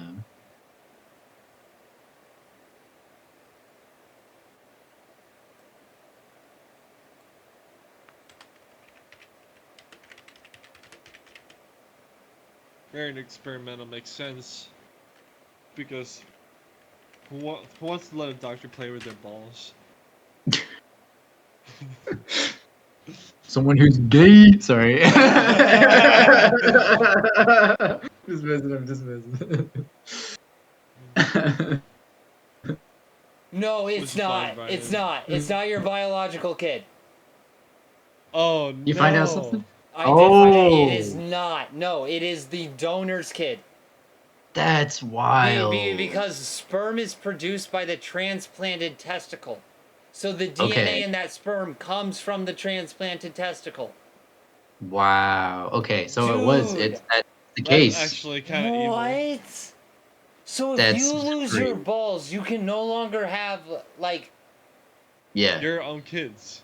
legitimately biological children. I mean, they're still legitimate. But they wouldn't be biologically yours, would they? Right. Well, they'd have No. different chromosomal structure. Yeah. It would be different DNA. So even if you had a test happen, it would show up that you aren't related. Yeah, that's wild, dude. That's crazy. That's I freaky. think you can freeze your sperm though. Well, yeah, but we're talking about like if you lose your balls in a like accident. And then Minnesota Yeah, you gives get you a 3,000. testicular. Yeah, and Minnesota will only give you under $4,000 if you lose a ball at I'd work. rather donate it than have them get transplanted. Yeah. What? What? You would rather have them donated than being transplanted? Bitch, if you donate them, that's what they're gonna be used for. Wait. No. That's- That's not what I meant. That's not what I meant. I swear. Man, I'm gonna donate So what are you my. trying to say? You know what? You know I what? donate- Never mind. when- It's not gonna go anywhere. When my organs are donated, I hope they aren't transplanted into someone else. That's what you're saying, Zach. I You're a know. horrible That's not what person. I meant. No, Zach, you're a horrible person. You know, one day we are all going to die. We all live in sin, Zach. And one day you're going to have to answer that in front of Jesus. And he's not going to be happy. Better check yourself before you wreck yourself. Alright, a little variation of the problem. Let's say the patient is a child with the same condition. The parents tell you that they do not want to give them a synthetic heart for religious reasons. You tell the parents the child will die without the surgery. They are not swayed. Let us say that in this example, you have the legal authority to do whatever you want. Do you perform the surgery anyway? Or do you respect the parents' wishes and let their child die? I'm sorry I'm laughing, it's just the way it's phrased. Dude, That's fucked. Or do you that's respect the parents' wishes crazy. and let their child die? Wait, what's worse? Do not use synthesized parts or DNR. I'm sorry, but parents, is that your religion or the kid's religion? Checkmate. There you go. That's kind of what I was gonna suggest, is something like that. Dude, I was gonna It's say, just yeah. like kindergartners, guys. Don't teach them about all this gender stuff. It's just like religion. They don't understand it yet. They can't comprehend the complexity of it yet. Leave our kindergartners alone and give them the fucking heart transplant. That's what's up. Yeah, I would go with the heart transplant Yeah, because honestly, They gave me full right I to would do whatever spit I at the wanted, parents. I then would I'd spit at the parents go with going, it. you are horrible parents. I hope after this you disown your child and they can be put up to adoption and get a more loving family. Oh, for our own religious reasons, we want our child to die. You're a piece of shit. I don't care what your religion is. That's fucked up.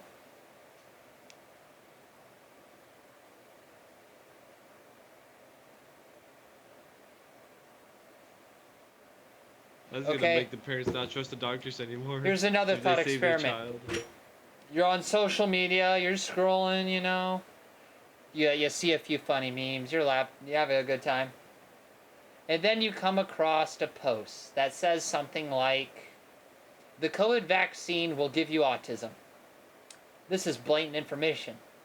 Hey, I'm already autistic, so. Here are your two Even options. better. Do you have the moral obligation to flag this content as misinformation to either get it removed or corrected by social notes or whatever it's called, people notes, the notes, guide notes or whatever to give you more context? Or do you do you have a free speech obligation to allow these people to say these things? Because it is within their rights of free speech to spread information, but do you think it's more morally correct? Do you think it's more morally correct to go against their free speech rights to have this misinformation either corrected or taken down as to not spread it even more? I'd try to make their information more unbiased by giving context. I do or the something like exact that. same thing. If they are wrong, I tell them they're wrong, and then I explain using detail and actual proof as to why they are wrong and why they are an idiot for saying what they're saying. Because if you just take a look at this, no one's going to listen to you ever about anything because you just don't know what you're talking about. Let me guess. You listened to CNN and repeated everything they told you to say. Let me guess. You're repeating everything Fox News told you tonight, huh? Yeah. You're mixing Don't do that. CNN and Fox News and making your own statements. They really are. CNN, very left-leaning. They'll cut the president of China out of the picture in order to make Trump look bad. Hey, he dumped his whole container of fish flakes into the pond of koi fish. It's so disrespectful and disgusting that our president would do this while visiting another country. Yet, if you take a look at the actual raw, unedited footage, he does the exact same thing the president of China does, which is dump the rest of the food into the koi pond.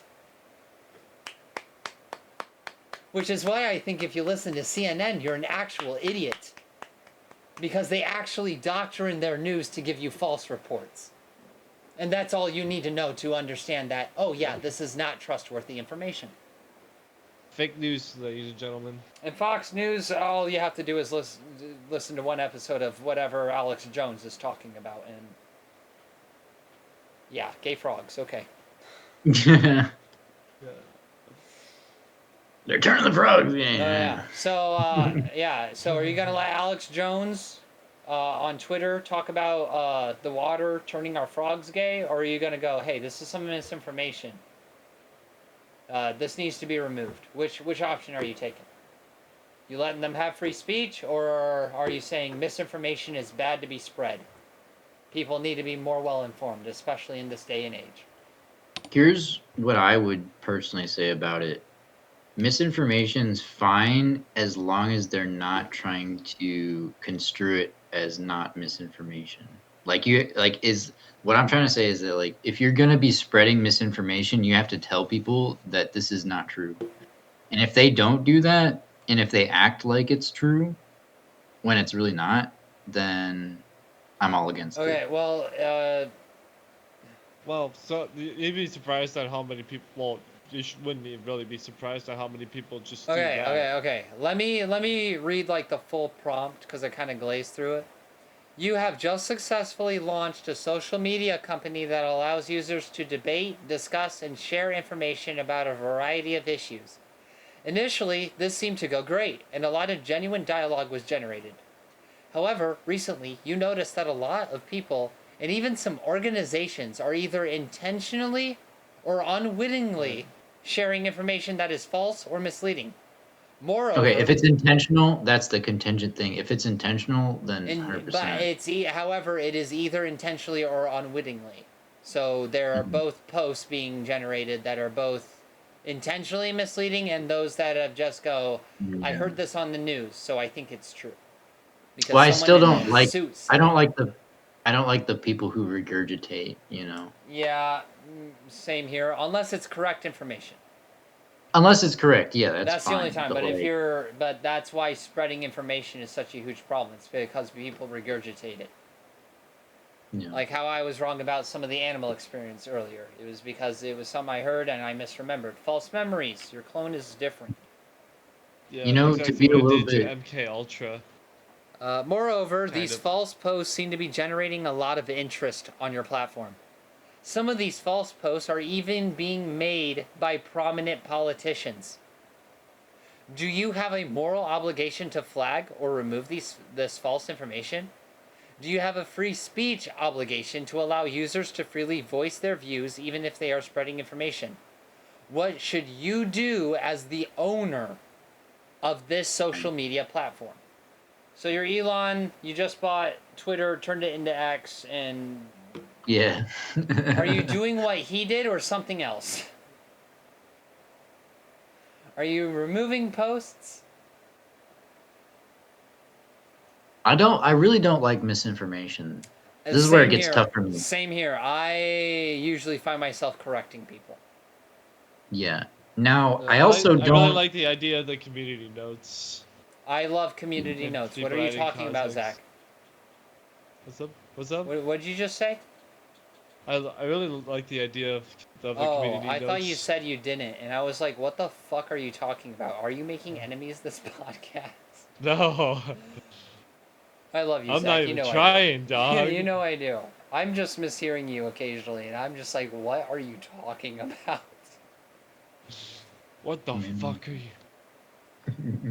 All right. But yeah, I don't know. I think Yeah. religion's important, but when it goes at the cost of truth, that's where I don't. I think there definitely is like a gray area where if it's more of a personal, like it's definitely more opinion based, but at that point how can it be misinformation, because there's nothing true nor false about it. It's an opinion that can Yeah, have, but opinions can but be meaningful, but yeah, they can, and some can have, well, there's proof supporting it and stuff not supporting it. mhm. Just like religion, it's an opinionated, just because I'm Christian doesn't mean that, that's the only religion that exists or that's the true religion, It's opinionated. If I'm Christian, I believe Christianity to be the one true religion. But someone who's Muslim, if I was Muslim, I would then think, Allah and the Quran are the correct way to live and that's what I should follow and all that. And I believe that to be the true religion. It's just like that. But if it's definitely something where it's definitely like there's factual proof about this and what you are saying is factually wrong, then yes, I think we have a moral obligation to change that, because the spreading of misinformation on the internet is such a serious issue right now that it definitely needs to be worked on. And I think it You needs to know, be. to be a little bit more constructive But here, I I am a think big supporter of freedom of speech, so I am a bit here's torn. Please continue what you were saying. I'm sorry. oh, you're fine. It's fine.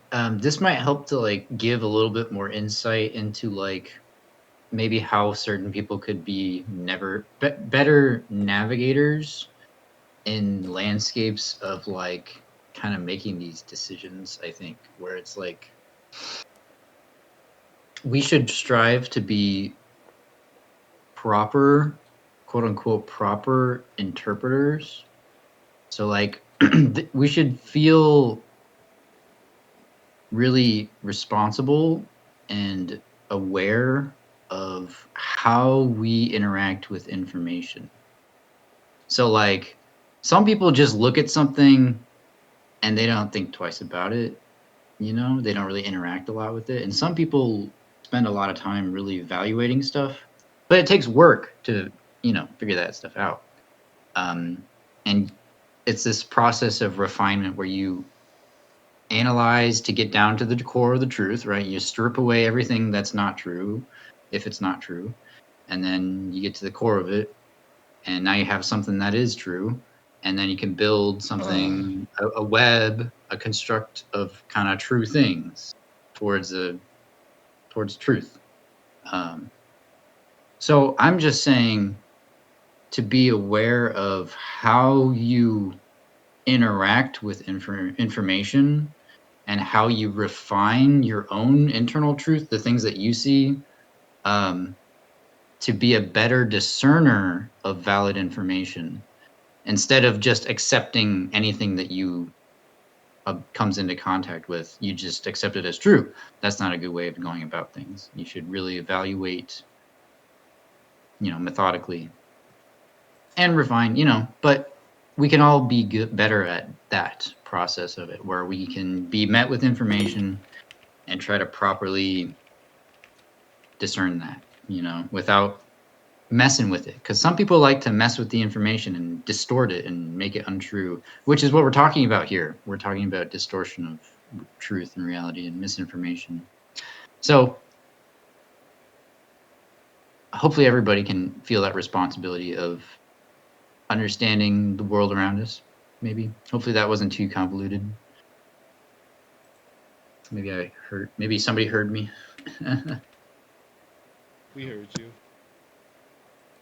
That's all I wanted. I'm sorry. I was messing around in docs, just making Zach suck penis. What's up? It's all good. I was just talking about how it's good that we can be better interpreters if we can try to be. Yeah. Of information. Zach, you can't say that.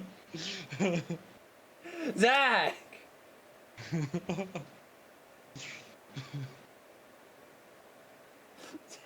You're gonna get canceled. Yeah, he's I gonna had get to remember canceled that. for that one. You can't say that, Zach. Get out of here. Wait, was it on stream? No, it's not on stream. Oh, okay.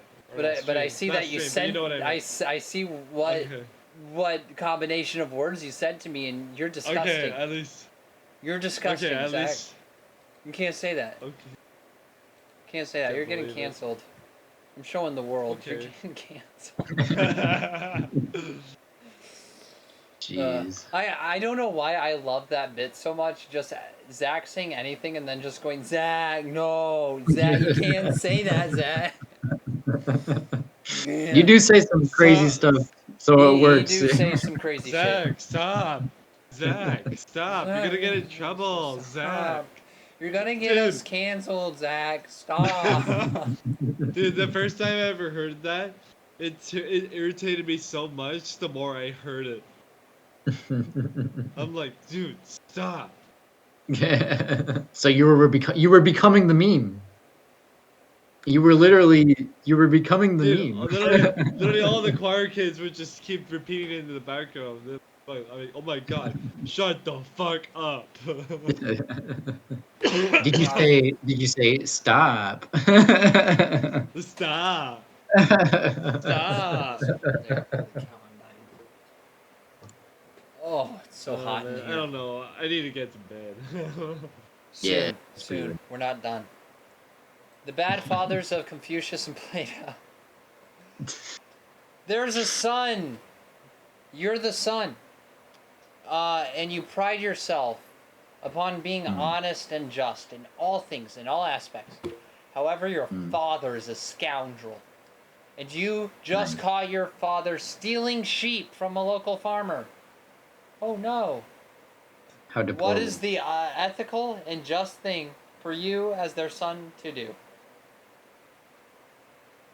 You turn give them in? give my father a big hug. I'm getting my truck. Get him a beer. Get him a cold ass beer. I'm giving him a hug and I'm gonna say, good job stealing that sheep, Dad. Welcome back home, Dad. Yeah, no problem, son. I love my dad, so I ain't turning him in. Yeah, I don't know. There's like that fatherly love. Yeah, I mean, there's a Like point where father, like like, son. yeah, I mean, where do you forgive? You know, like it's a rough one. He's just stealing, right? He's not like hurting anybody. He's just being He's not torturing anybody. Yeah, he's not like harming anybody. He's just confiscating stuff.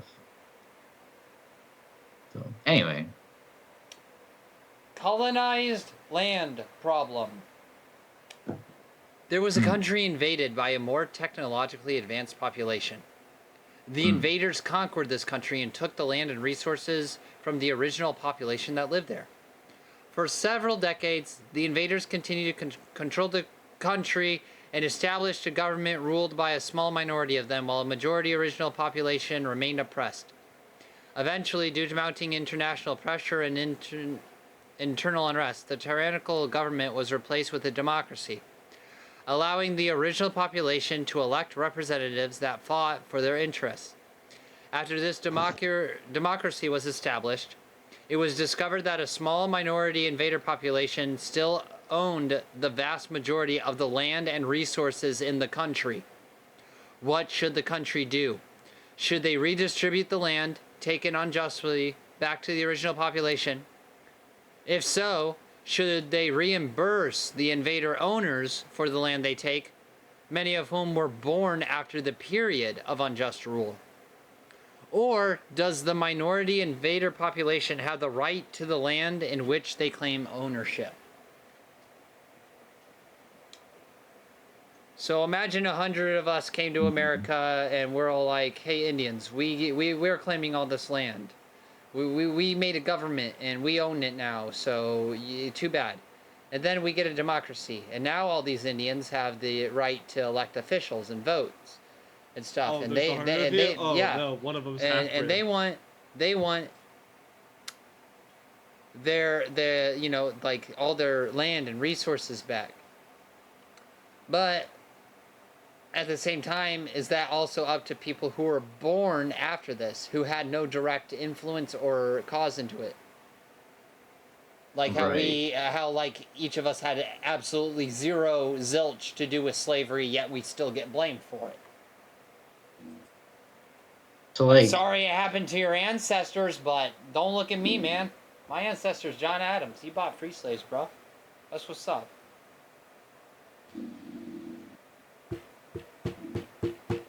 Give them some living wages. Don't blame me. I didn't do shit.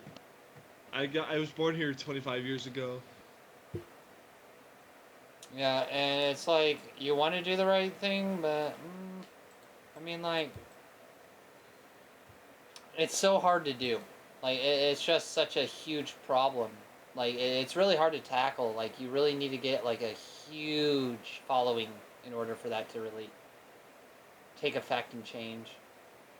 That, or you need like every single person that's on your side to radicalize. Okay. Revolution also does that.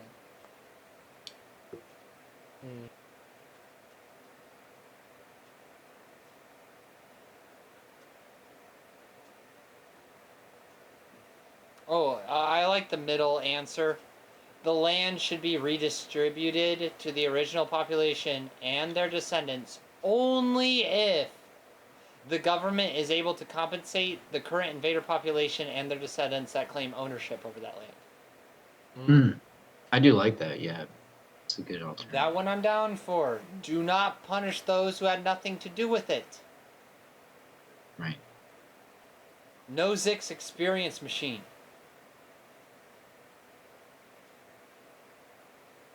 It's a simulation. Alright? You get the choice. To be in the simulation where everything is not real. But it is so close to like realism. Is it VR? No, okay. So you can be hooked up to a VR reality machine, Alec, Zach. Okay. You get to be hooked up to this simulation, like the Matrix. It feels so real that you don't even know it's a simulation. However, before you are put in, you get the choice. You get the choice. Do you go into the simulation in which you are never allowed to leave, or do you stay in the real world? And you are guaranteed happiness in this machine as it caters to your every whim and fantasy. And while you are in it, you will not know that you are in it. Oh, dang.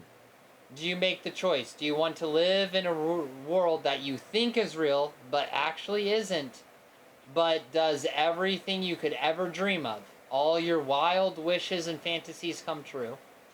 Or do you continue to live in the real world?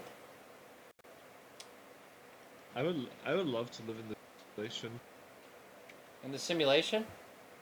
I think I that would be too fine. if I could leave. If I could leave. There's a bit too much baggage out here that I don't want to just drop and leave. Yeah, like if I leave, does like that? Yeah, my whole life is gone. You know. But yeah, that's true. I didn't. Like the whole life that I But built. think about it. I'm thinking too far at this ahead. point, you would never have to work. Everything that you need is pumped into your body. You know, Yeah, like do I have to worry about fluids food and or all that? like? No, all that's Yeah, taken yeah. care of. All of that is taken care of. You're hooked up onto It the just super kinda IV. seems- Okay, I have another question. Like I'm hooked into this thing. Is Yes. there anybody outside of me like that can look at me Yes. while I'm locked? So people can still like Yes. have their own lives and stuff. But Yeah, I'm just a scientist, more exactly, a mad scientist invents a machine that would allow you to live in a personalized simulation, similar to a video game or the Matrix. Mhm. So, yes, the mad scientist would know that you are in this. Anyone Like- else? I don't know. Probably unlikely. But like, I'd am hug I my- like in a I would hug my control? family before I leave. You are perfectly safe. Okay. Yeah, I guess. Yeah, hook me What in. if some, Jack what me if in. something glitches in the simulation? Yeah, that's a You terrifying you could never thing. play Magic or D&D with us again. You can never hang out with us again, except for the simulated world. Well, my projections of you in my mind, I mean, are pretty. Holy shit. Alex is cool with us being replaced, Zach. What do you think of that? That's wild. Alright, well, it was nice knowing you, Alex. Yeah, it's nice knowing y'all. Thanks for being my friend. Okay. Why? Why, Alex? You said it yourself, like, it's just better life, like, whatever you want.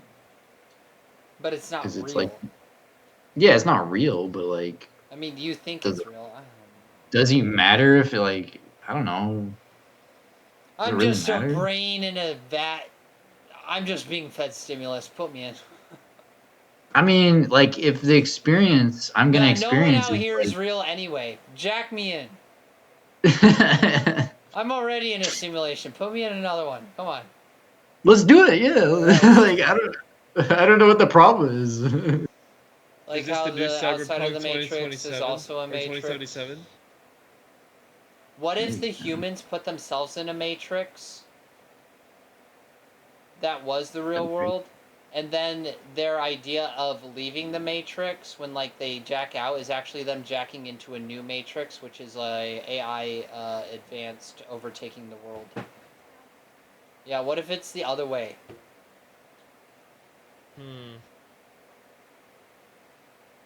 That sounds crazy, man. Zion simulated, bro, I'm telling you. The permutations. Well, it really does make me wonder, just because our simulations are getting better and we can like understand that with computation, like you can get pretty accurate. So like, is it just math or is it more than just math? You know, or is it? Yeah, it's kind of a weird question. Is it just logic? Are we just? Oh You know? shit, Zach, Alex, I think you might like this one. The vinegar tasters. Hmm. It's the next one. Are we done with the simulation, or Yeah. are we wanting to talk Yeah. about Yeah, that yeah. more? Let's move on. And Zach, you said Yeah. you wouldn't. Honestly, at this rate, I probably wouldn't live in the simulation. You Because would? now that I'm thinking of, I would not. Because Oh. now that I'm thinking about it, I have all this shit over here. Well, let me, Alexa, studio cool white. I need you to understand, have- Zach. The simulation caters to every personal thing you want. You can have all of that in your simulation. Yeah, but like, but it's not what real. if this gets sold in the real world? What if this Yeah. gets sold into the real world? Oh. But it doesn't matter. You can't leave the simulation, and you believe everything in the I know. simulation to be real. You are unaware of the outside world, and you cannot leave the simulation. You will die in the simulation. Going into the simulation, you basically are saying goodbye to the current life you have and everything that's a part of it. It's almost kind of like, hypothetically, it's kind of like going to heaven, because heaven's like utopia. It's everything you want. I mean, Not exactly. not exactly, but Not like you can exactly. get. As you do have the free will and desires, but you are limited. There's like a limiter put on your soul to where you do not have the capacity to want or desire things that are related to sin in the aspect of Christian heaven. Okay, so yeah, it's okay. You're making a small nuance here about, you know. Well, Yeah. I'm just trying to give a better description. You're saying it's like heaven, and it kind of is, but not exactly. Yeah, it's not a exact. Yeah. Yeah. You It's still a have little. dreams and desires, but none of which It's could not be biblically seen at accurate. like if you Yeah. go to heaven, you can't be like, oh, I want to have sex with this girl. But here you can. In that simulation, you could. Anything you want to do, you can do in that simulation, and you would face no repercussions for it. That's what makes it very tempting. It's because at that point it's temptation. It's the temptation of being able to do whatever you want to do, however you want to do it, and there is no consequences for doing so. You also leave this life behind, which is a rough thing, you know. But in Like, this I don't know. fake world, you're essentially like a god. That's true, you know. That's why it's so appealing. It's like, But Yeah, I feel that's like why it's that's appealing. too much responsibility for me. I can't make honestly, myself you can, happy. That's too hard. you can think about it this way. It can take away responsibility from you. If you go down the route, you don't have to be responsible. I guess. But yeah, we gotta live our responsible lives. Yep. Yeah, I mean, it sounds like a good deal, but I feel like you'd be really bored after a while. Yeah, I would imagine so Because too. Like, eventually you've kind of That's done. also what I'm afraid of. Yeah, you've kind of eventually have done everything. you feel like at that point you're like Rick. You've lived your You become whole life Rick. too quick in Yeah, that and simulation. there's no like need for desire at that point anymore anyway, because why desire anything when you can just have it? There's no Very personal poetic. growth. There's no feeling of reward for accomplishing anything. There's none of that because it's just handed to you. Mhm. I don't know. It's a very interesting thought experiment. The vinegar tasters. 3 men sit around a pot of vinegar and each have a taste. The first tastes the vinegar but does not like the flavor of it. He sees the vinegar as a polluted wine whose recipe needs to be improved before enjoyed. The second feels that the taste of the vinegar will always be unsatisfactory. Instead, he believes one should not focus on the vinegar, but on improving oneself so that any obstacle we encounter will not faze us. Finally, the third man tastes the vinegar and tries to enjoy it. For the third man, what is important is adapting oneself to the outside world so that you would fit comfortably within it. Is there a reaction that is best? Should we A. Try to improve the world until it is good and beautiful? B. Focus upon our own self and resilience instead of the world? Or C. Accept the world for the way it is, it is and exists, and adapt to it? Or are all 3 equally important? B. All the above. I'm gonna say. Can you repeat B again one more time? I'll repeat all 3 options. Try to improve the world until it is good and beautiful. Focus upon your own self and resilience instead of the world. Or accept the world for the way it is and adapt to it. So for me, it's either got to be B or C, and I lean towards B. Yeah, I think B's the right I also answer. agree. Self-improvement is the best improvement.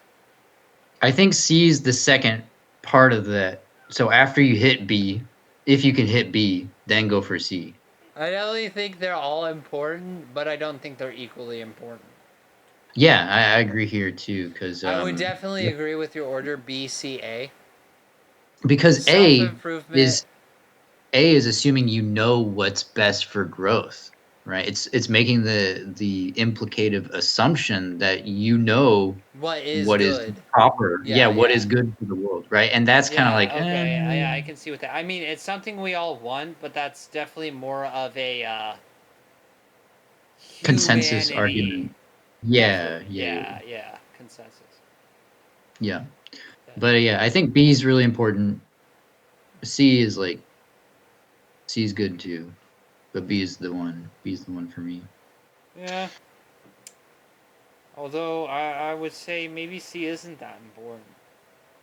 Because, one time I was listening to the churchman, and he said the Bible said, "Do not conform to the ways of this world." And if you conform to the ways of this world, God doesn't like that, and He's gonna have Jesus personally take you to hell. maybe we're interpreting it slightly different I because think we are. what I would say is that it's not I think conforming it's to the just world. yeah. It's More more of like accepting and then understanding the well world. then what about adapting to it? Is That that not part, conforming? that's I would say adapting is like it's not conforming because conforming is True. Adaption is more like a part of evolution and one's own survival, yeah. while the other thing isn't. Yeah, I forgot what. Yeah, adaptation versus conformity because Right. Yeah. conformity Yeah, is a and then negative conformity connotation. is more of the I need to fit in. That's a social Yeah. need rather than a Right. personal need. I also think more generally adaptation is just more of a positive aspect. Like Yeah, that too. Conformity definitely has a negative connotation to it. yeah. At But yeah, I least my mean experience. for me as someone who really loves science and understanding and math and stuff, like I think it's I because have to conform is definitely more of like a I'm taking you and changing you. right, I'm molding right, you into something you need to be. right. While adapting is I'm adapting. I'm the one choosing to change in order to survive this better. Mhm. Mhm. Or evolution. Yeah. Yeah, it's like an augmentation or strengthening of current abilities and I know capability. Um, yeah, I was gonna say that We could not. I as somebody who believes a lot in like science, as somebody who believes a lot in like science and understanding stuff, I believe that like there's usefulness in seeing and accepting the world or the universe for the way it is in reality. As hard as it may be to accept reality, it is very beneficial for influencing reality. If we can accept and understand and think about it, we have insight and um, help navigating reality. Yeah, it's like that whole physics argument. Like you can understand physics and how things move. It gives you insight into how you can make things move optimally through a system. Real quick, I just wanted to mention when my parents visited earlier today, my dad said he had a bit of interest in listening to our podcast. And some of the stuff Oh. I've said this episode makes me regret. Man, He's gonna that's call funny. me out and go, what the fuck are you talking about? Cool. But Yeah, my mom was kind yeah. of interested, but I was like, yeah, it's a bunch of guys. And Lupus, every rule has an exception. Consider this statement. Every rule has an exception. Make sure you pay attention. This is kind of like math talk in a way, but just stay with me. While this rule appears on the surface to be harmless enough, it is in reality paradoxical. Let us unpack the paradoxical character of this rule R. Can I have exceptions to my magic cards? No. But yeah, but you said I could have rules with exceptions. Suppose that the rule is true. Then, due to the generality of rule, it must apply to every rule, including itself. But now consider what it would mean for rule to apply to itself. It means that R has at least one exception. Suppose that is so. But in order for rule R to have at least one exception, there must be at least one rule which has no exceptions. For the logic to work, we do not need to spell out the exceptionless rule. But now, as you can see, if there is at least one exceptionless rule, then our rule itself is false. So by saying every rule has an exception, if that itself is a rule, then that rule has an exception. Which means... I think I follow you. Yeah. Yeah, it's just a paradox. Mm-hmm.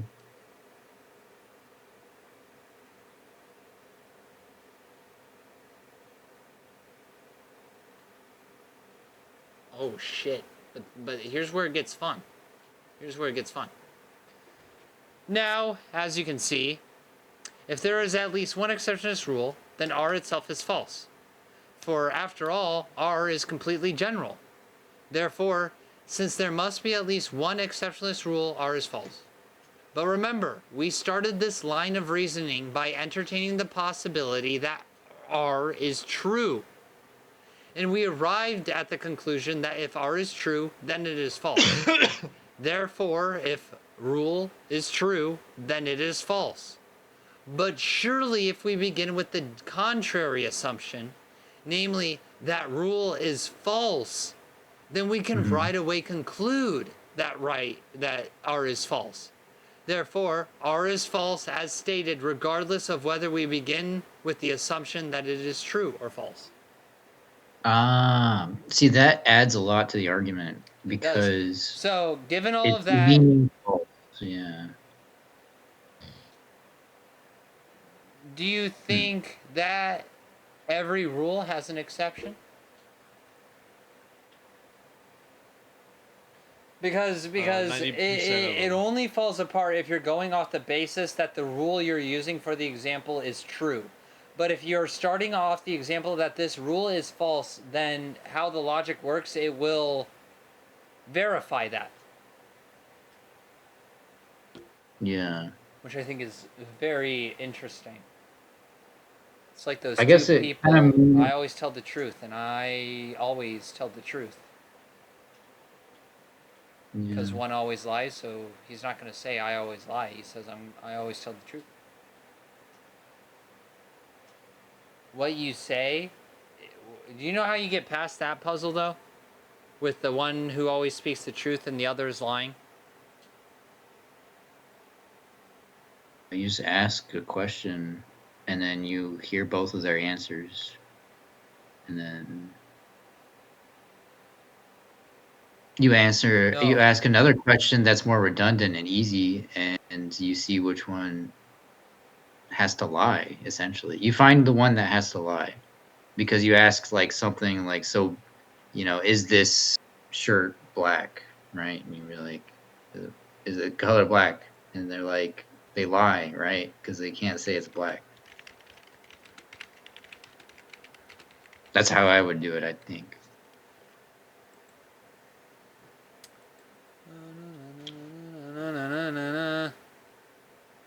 I had to find the solution. I'm stupid. Hang on.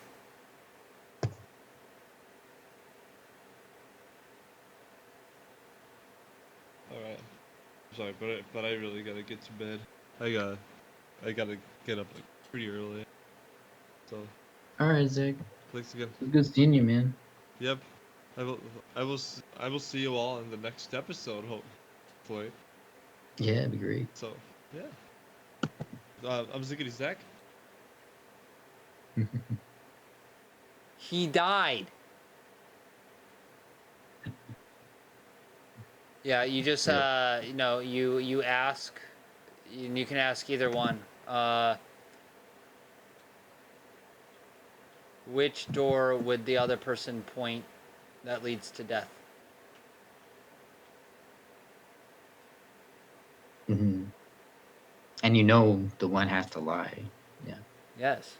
But okay, so you go to the truth guy, right? Mm-hmm. And you're like, hey,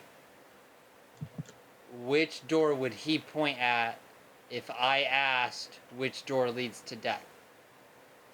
If he's the truth one, he'll point at the one that leads to death. still trying to wrap my head around this other argument you're talking about with the exemption stuff. What do you say, Brian? This Are we is gonna- crazy.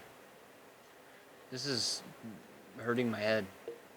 Should probably get some bed. I think a lot of rules can be bent, so sure. Yeah. The drowning child. Yeah, at the end of the day, Alex.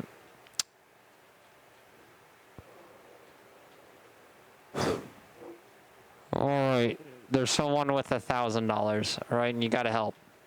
The drowning child. Peter Singer.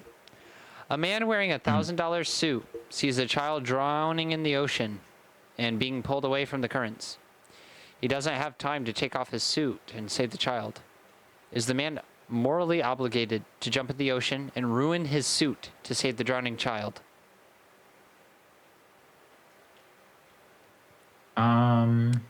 yeah. Okay. Now, if you answered yes, consider this.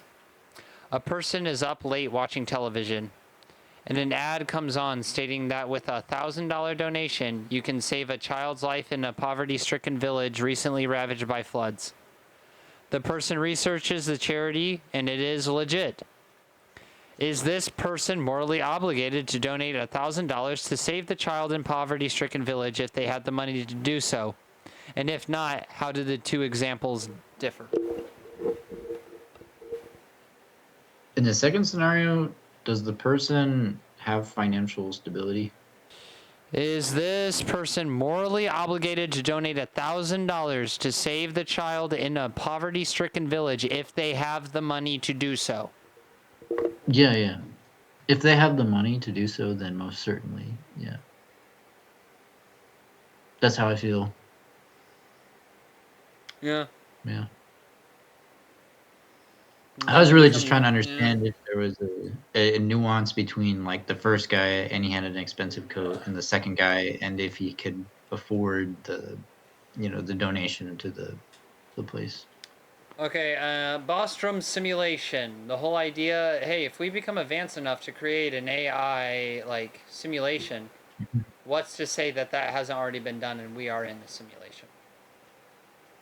I think we would see evidence more. Same here. I think we would see a lot more evidence. The glitches in the Matrix are not glitch enough.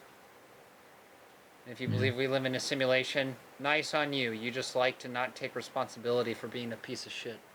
That's why you also believe in horoscopes and why you also believe you don't have free will. It's because you like avoiding responsibility for being a terrible person. That's facts, isn't it? Like, come on. Why else? Why else? Why else would you believe in horoscopes? Why else would you think, the universe made me do that? I have no choice. The universe makes me do it. Or, that's not my fault. It's because I'm a Scorpio. I did that because I'm a Scorpio. Sorry, you mispronounced piece of shit. Asshole. Dickwad. You mispronounced it. I think people they justify their action. That's how I describe what you're talking about. They have to feel okay with what they're doing, whether or not what they're doing is okay. So they have to do this thing called justification to justify their action, right? Whether bad or good, and hopefully it's good. Amen, brother. Amen. The merchant vessel. The last merchant vessel of the trading season is bound for home. During their voyage home, the ship encounters an unexpected storm, and 4 of the crew members are thrown overboard and assumed drowned. Later, though, these crew members all wash to the shore of an island, in which crews frequently make pit stops during the trading season. Alongside the crew, several crates of food and other supplies are also thrown overboard, wash up beside them. After taking an inventory of the crates, it is discovered that only enough food exists for 3 of the crew to survive until the next trading season, when help will finally arrive back at the island. If they attempt to stretch out the food for all 4 of them, every one of them will surely die. Should the crew accept the fact that one should die to save all four, or hope for an unlikely miracle? If the crew decides to accept this fact, how should the crew decide who dies? Should it be upon age, merit, or some other factor? Should they draw sticks to make it random? If the person selected to die attempts to fight the other three or steal their food, would the three be justified in killing the condemned man? And would the condemned man be justified in fighting back against his would-be murderers? All is just in love and war, right? Amen to that. We knocked that one out of the park.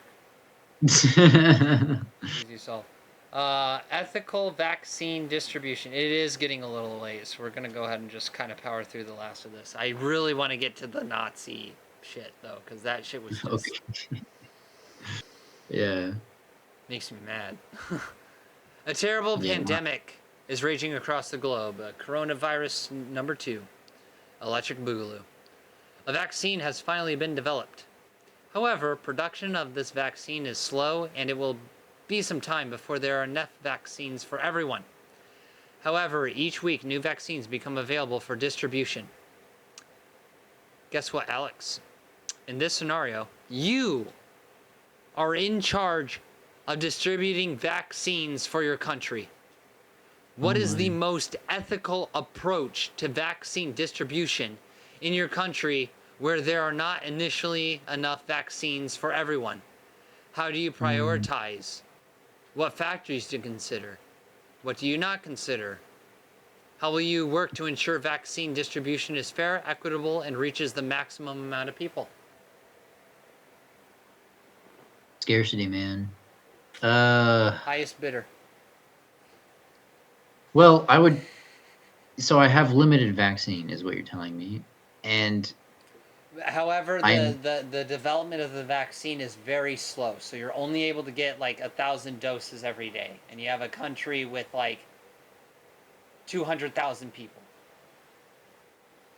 I mean, I guess the smart approach would be to get more development on the vaccine. So Well, you're in charge of distributing, so yeah.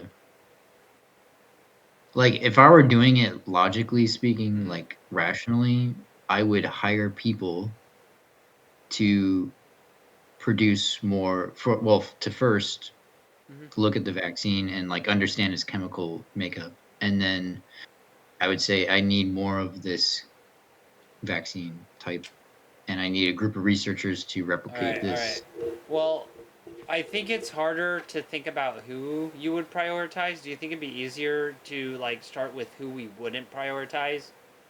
Who we would just say, like, no, you can't be first to get a vaccine, because we're also thinking about who's first.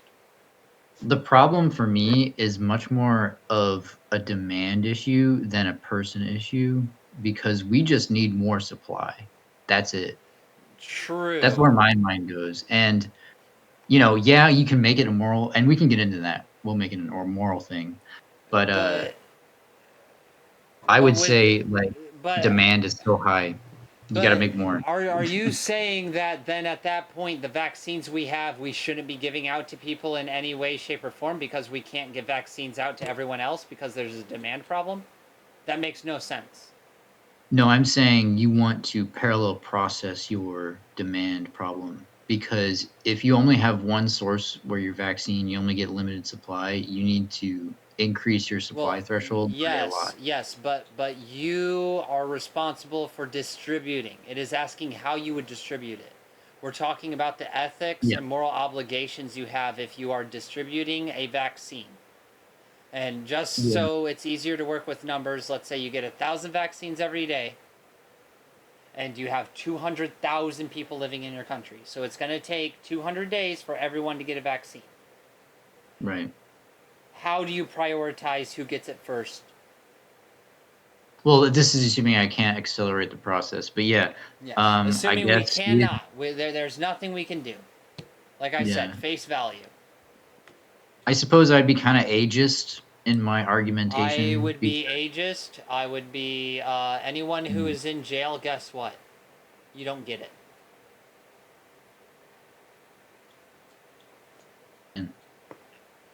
They're also Sorry. not outnumering. Well, how is this? I guess I'd have to understand more about like the actual. But then at the same time, the if we- coronavirus, prisoners were trying to get coronavirus because then they could get like moved and kicked out or whatever because like, oh, you're gonna harbor a sick criminal and get everyone else in here sick? Okay. A terrible pandemic is raging across the globe. Yeah. Okay, so people in jail, the elderly.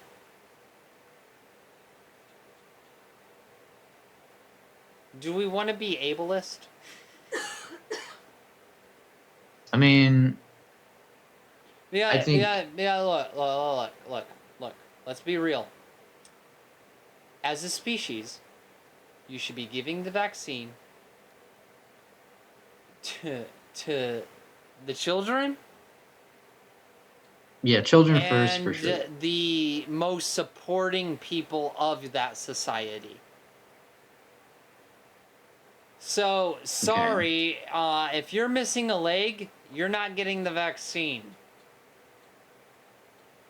Even if they have because I think at that point you would really have to kind of go through a more of like natural selection lens, if that makes sense. Because at that point you're deeming like who is now, because at this point you're basically deciding who is the most fit to survive.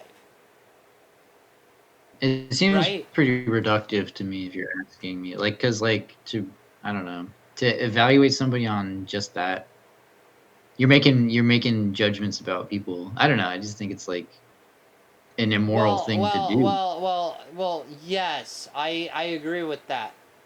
Remember, this is not reflecting like what we actually truly think. This is a thought experiment, and we're trying to think about possible solutions to this because we both are recognizing that it's a problem, right?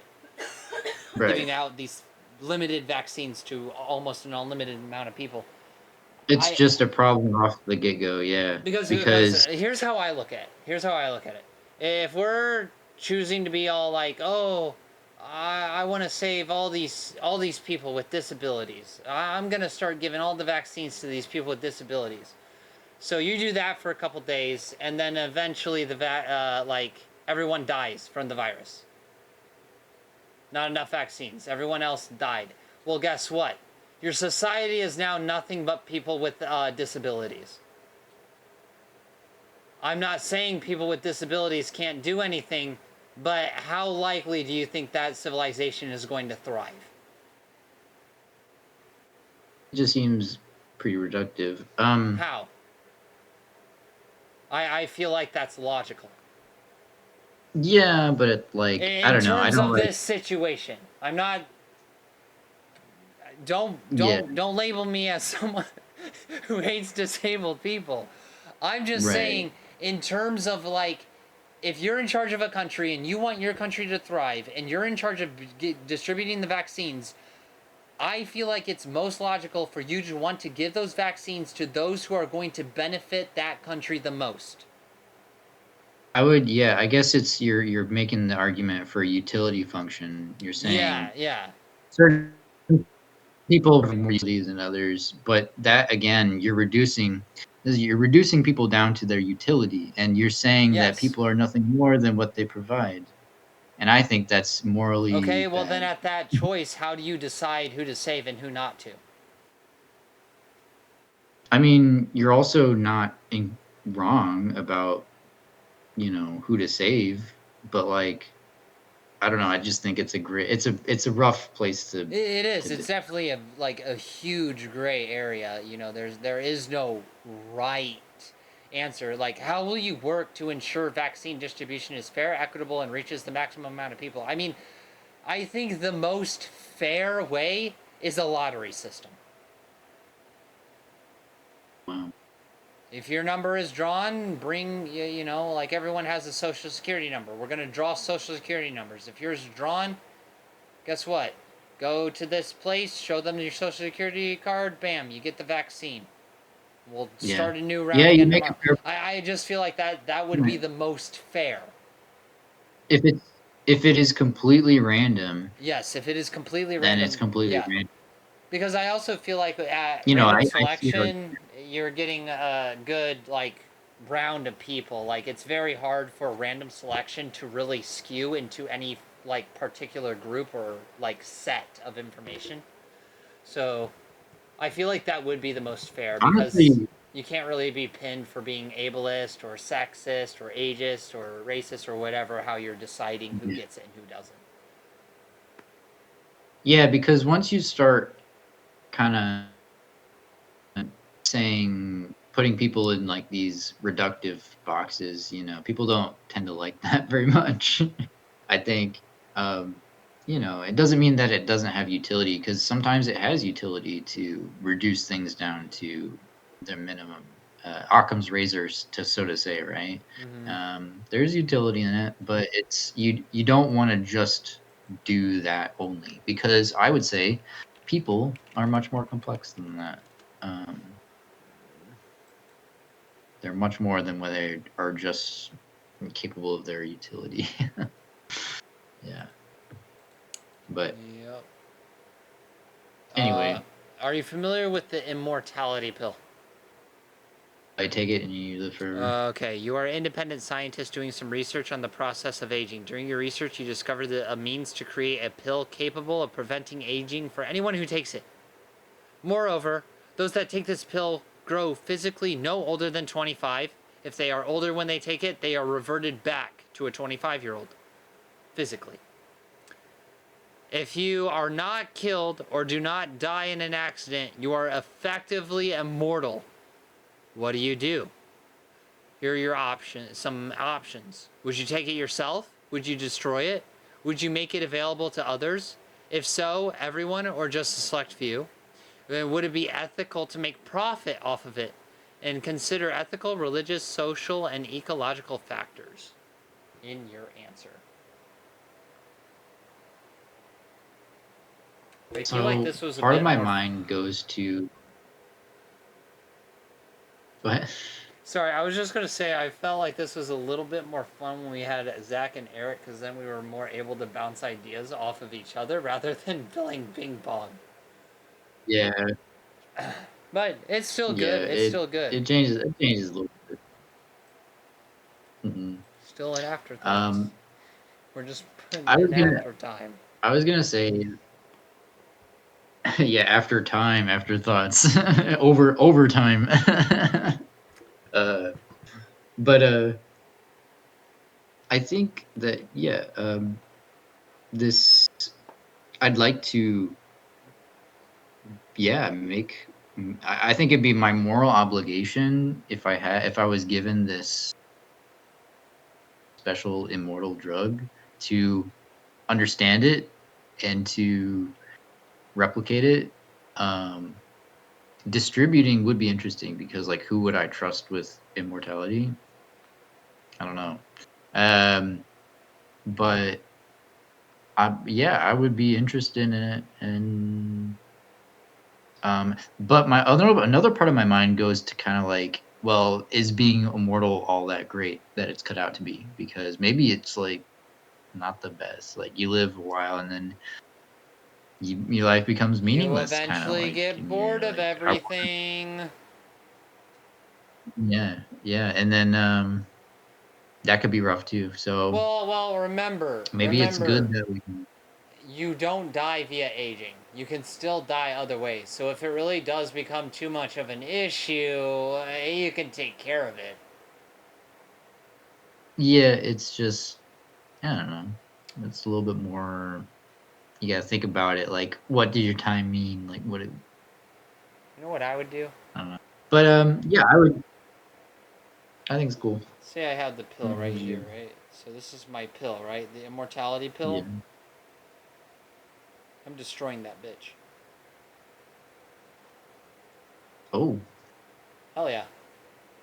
Cool. No, we no you longer don't want it? age.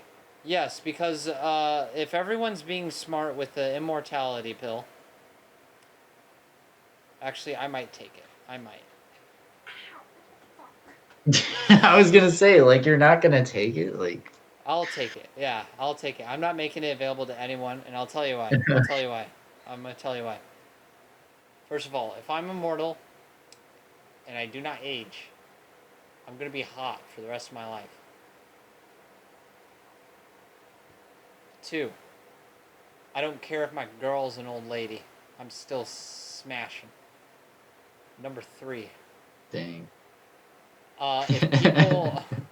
if people become immortal, what's going to happen with population? If everyone is immortal, guess what? There's a number. We can't go past that number. If you go past that number, we have to bye bye baby. Well, Not enough resources. I like to think maybe that we come into a world where we can be more interplanetary rather than That'd just be Earth. dope. That would be dope. But then we could be more places and we could have more population. But until we can figure out a couple things on Earth. The places Yeah. we can go in the universe is still finite, though. Or do you think that we? Oh, you're would talking just about like have... observable? Yes. But then again, I feel like it would. How long would it take? If we take the observable universe right now, how long would it take for us to colonize? Hang on, I'm actually looking this up. How long would it take humans to colonize?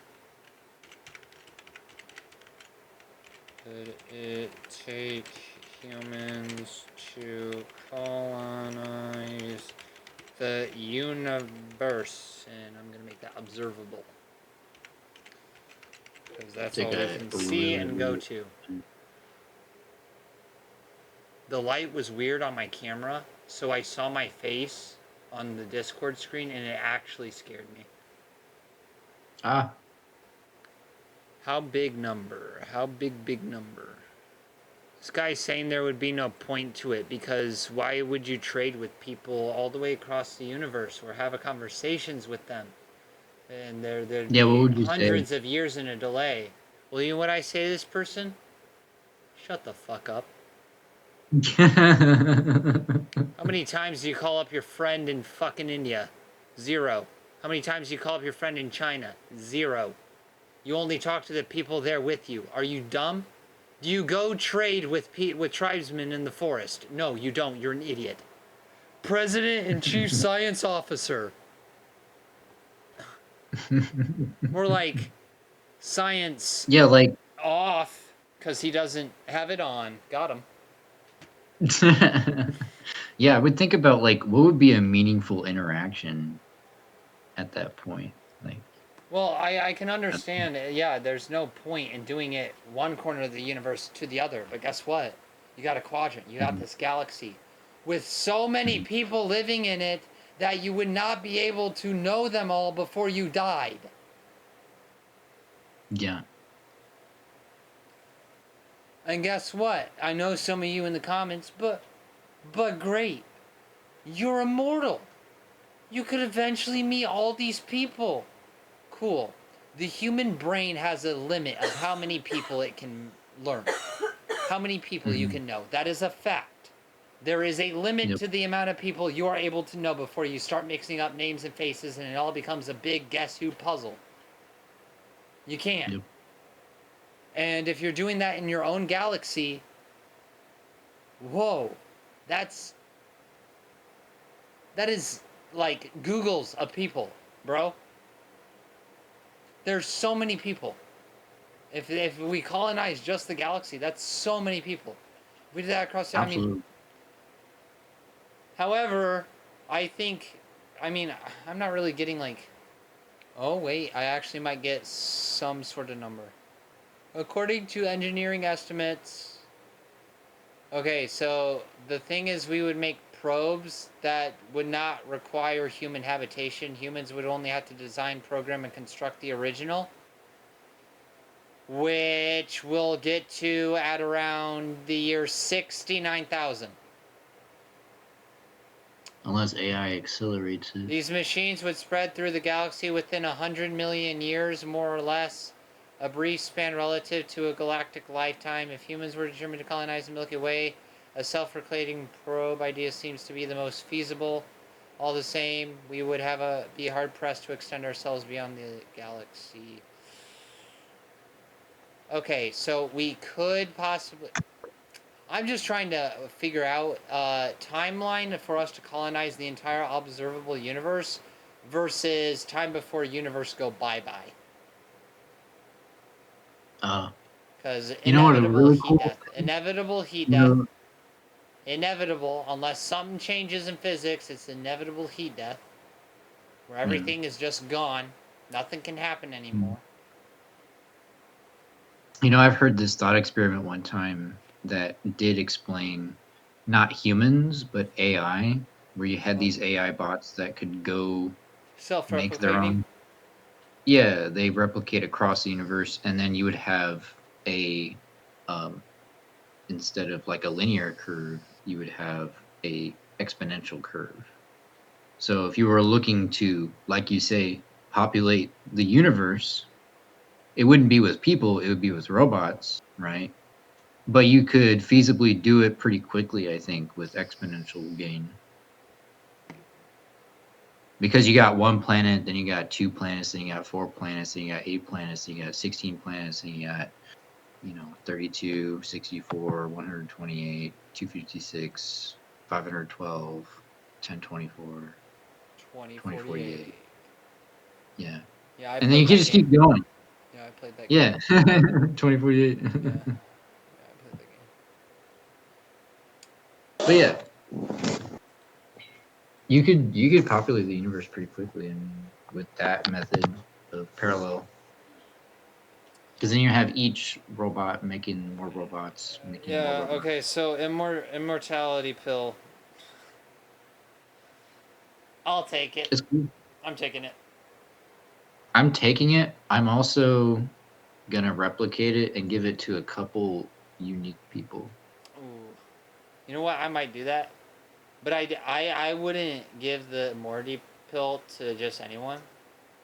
Yeah, no. It wouldn't be anybody. I would give it to someone that I have, like, locked up. They get to rot. You just get to stay in a cell forever and never be able to die. Unless they Talking about bash... Foxy? Yeah.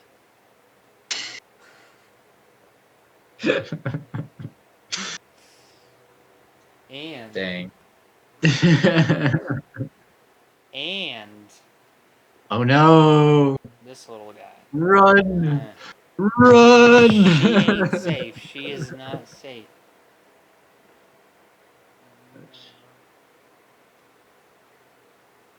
No, you're actually a really good care for animals. I really respect your care for animals. And you love Foxy. I slap her around every day. She's too cute. It's not allowed. Sometimes I stomp on her. Other times your cats. Other times I donate her organs. I hear they're pretty expensive these days. So. They are. I've heard it's $35,000 for a ball, unless you're in Minnesota.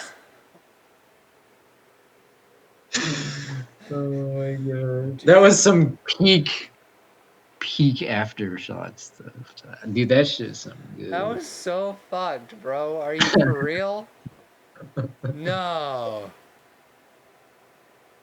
I'm just messing. All right, let me ask you the little flip of the immortality pill question. The immortal snail. So you get this pill and it makes you immortal, like truly immortal. You cannot die from gunshots. You will survive every attempt. Yeah. However, there is a snail. Then this snail is constantly going after you. It's a magic snail. It can phase through any obstacle you place between you and it. The snail is always constantly coming after you. You fly to another continent, it's got to crawl along the entire bottom of the ocean or whatever in order to get over there and whatever. Mhm. But this snail also cannot die. Yeah. Now, here's the kicker. If the snail ever touches you, you cease to exist. Hmm. Yeah. So, I don't know. I might take that deal. Well, it's a Because here's what you magic. have to do. Here's It's a what you have to magic. do. Just live 100 years. You're good. Boom. Who cares if the snail touches you? You've lived a full life. You just have to survive until the age you think you'd be like, yeah, I probably would have kicked the bucket by now. Because then at Yeah, that I point, just you're like, so I have basically earned time, extra time. yeah. I guess you could just travel a lot. Yeah. Yeah, I feel It's like a you should. snail. But So I a don't know. snail I goes mean, up I the have snail pet page. snails. You see that little crate right there? Hmm. It's got baby snails in it. And I tell you what, some of those guys, they book it. They If book I it. ever, Like, if it was ever possible to like leave the you would earth, have to. Ooh. could I avoid the snail, the magic snail that It's a magic forever? snail. No, it'll just start crawling up the air towards you. Oh my gosh, that's terrifying. It just floats, but it's at the same like crawling speed it has. Oh, okay. Hmm. Is it crawling? Wait, could I like, Wait. could I pay somebody? Could I pay somebody to like hold the snail or like grab the snail? Is that Yeah. possible? Okay, it's called crawling. Okay, I just wanted to know. I didn't want to know if it's like, oh well, my snail's sliming over here now. It's Slytherin. It's slithering. I like that one. Yeah. But yeah, Anyway, so, like, could I pay somebody else, to go pick up the snail? it is a magic snail. It can pass through any obstacle you put between it and you. Dang. Because people would That's be rough. like, that's easy. I'll just put it in a glass box. Or yeah, put it in a jar or something. Yeah. No, just no matter what you do, this snail knows where you are and it knows how to get to you. But it will Yeah. always move I at a don't think snail's pace. I don't think I'm taking that deal. To be honest. But here's Like also another. if I take the deal, I'm moving to the other side of the planet every like half a year. Right. But another thing you have to think about is, well, like, you are fine if you're close to the snail, right? Because you have eyes on the snail. You can keep moving away from the snail. But if you keep, like, moving, because you can't just move to one place, stay there for half a year, and then come back to the other, because if you're at the original place for a half year, guess what? Snail's back. You wait for the snail to go. Okay, so wait for the snail to get. You calculate. I guess it's the math involved. Well, You that wait for and you however would long. also have to constantly keep looking like over your shoulder to make sure the snail didn't take a shortcut or something, or if your math was off, or you went overseas and it caught a rogue wave, which actually expedited its travel by a day. That'd be scary, dude. Yeah. Dude, whoever knew that a snail could be so scary? The immortal Just a tiny snail. little. Dude, that should be a. You're immortal until the snail Avengers. gets you.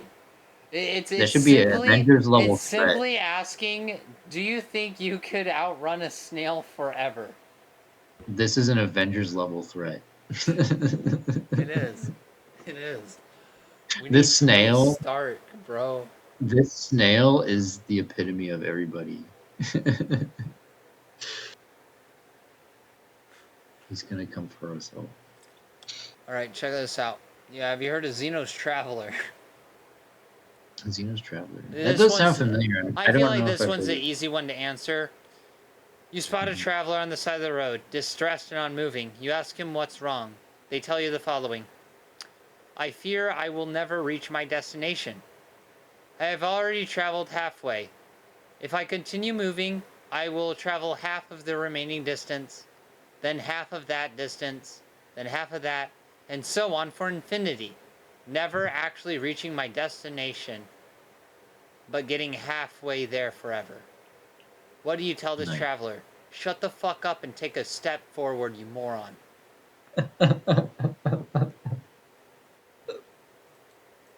It's that easy. It's that Dang. easy. It's that easy. Just take a normal step, you loser. Walk You got like a legs. normal person. You got legs, Oh, bro. man. It's weird, man. If I move half this distance, that's 0.000000001 centimeters. I guess I'm gonna move forward that much. How do you even fucking measure that? Just take a step forward. Boom, you're in your destination. Yep. I hate that one. Because how it's supposed to be is the amount of distance you have to travel and how much feet you travel, how much you travel in one step. And then, boom, divide. And there you go. You got your solution. Not going, well, if I go halfway and then halfway again and keep doing that, I'm just going to be halfway the whole time. Well, maybe until, I don't know, maybe that halfway point is less than one full step you're able to take. At which case, it's redundant for you to be doing this little scoot thing. Yeah, it's not even really as quote-unquote step. Ooh, this is one of my favorites. Pascal's Wager. Oh, yeah. Yeah, it's been a while since. Okay, so Yeah. it's you, the viewer, are not religious. I don't care if you are. I took it away. You're not religious. Oh, my. However, don't worry. There's a little bit of hope for you. Don't worry. You meet a local priest who says you should be religious. His argument is as follows. If you are a believer in God and God exists, you will go to heaven. If you do not believe, you risk the possibility of going to hell. Your earthly life is rather short. At the most, you will live a century. However, the afterlife is much, much longer. An eternity, even. Therefore, you might as well invest your short earthly life as a believer, because if there is no God, you don't lose much time. But if there is a God, you gain an eternity in heaven. Is the priest's gambles worth it? Does it convince you to become a believer? Well, if you actually take this seriously and actually understand what hell is and what hell will do to your soul, hell no, I'm taking that gamble every single day of the week. Because if hell is real, I don't want to go there. I will be claustrophobic, in pure darkness, unable to talk to anyone. I'm tired of these people going, I can't wait to go to hell. I'm just going to drink beer and shoot pool with my friends. No, you're not. You're going to be getting your tongue ripped out through your anus. Mhm. You are going to be tortured and killed repeatedly. There is nothing.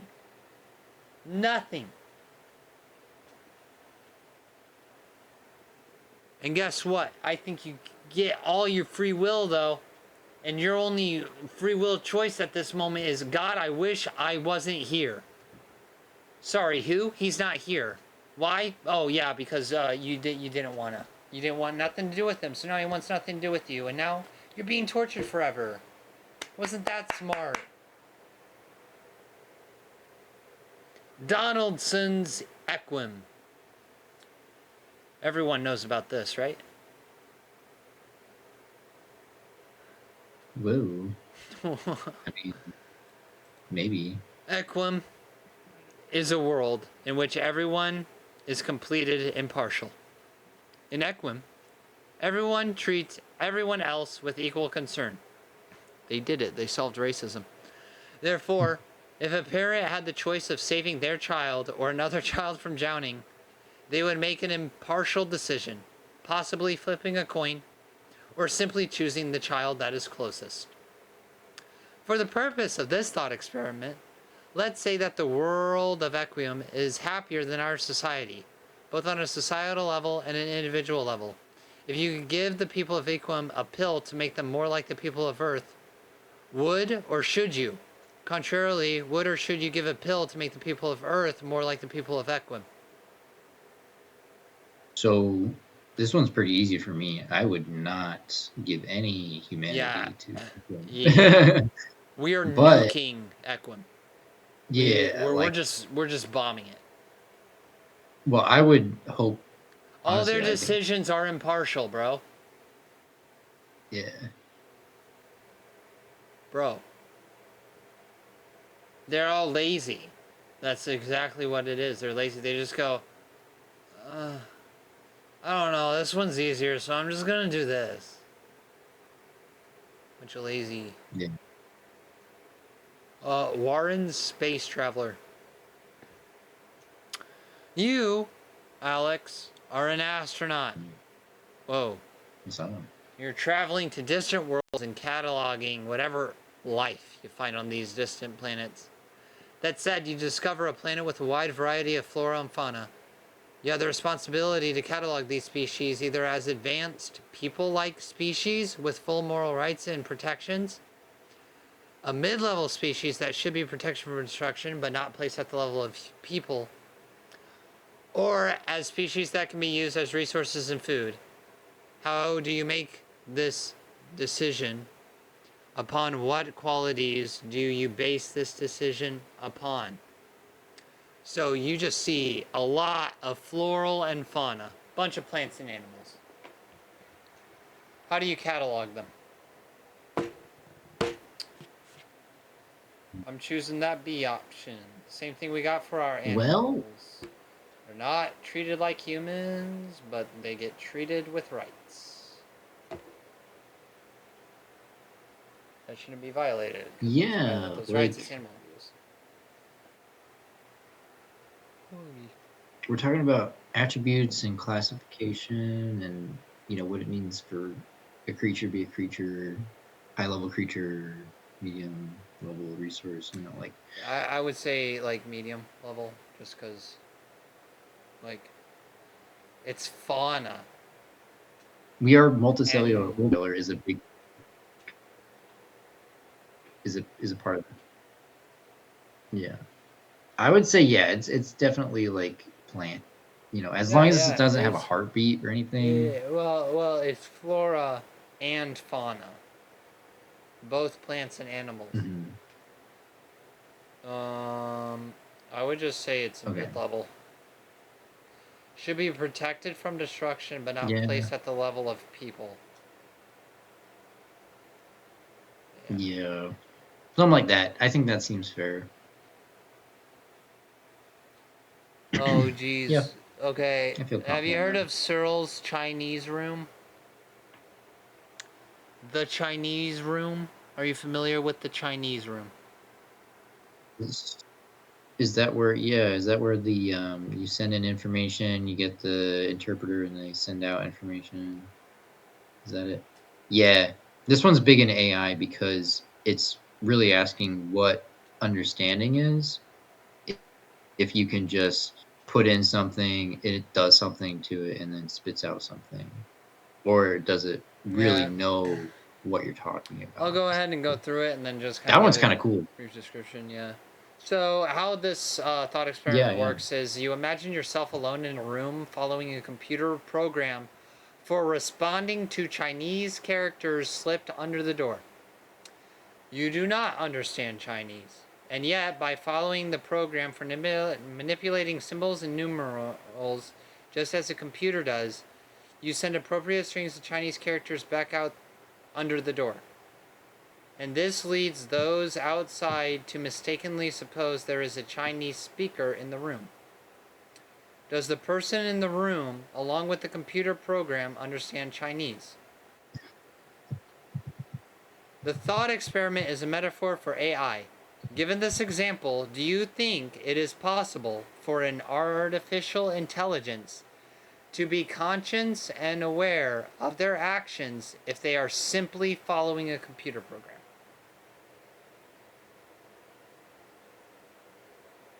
See, here's where I get kind of like, I answer the question with a question almost, and I really like this answer.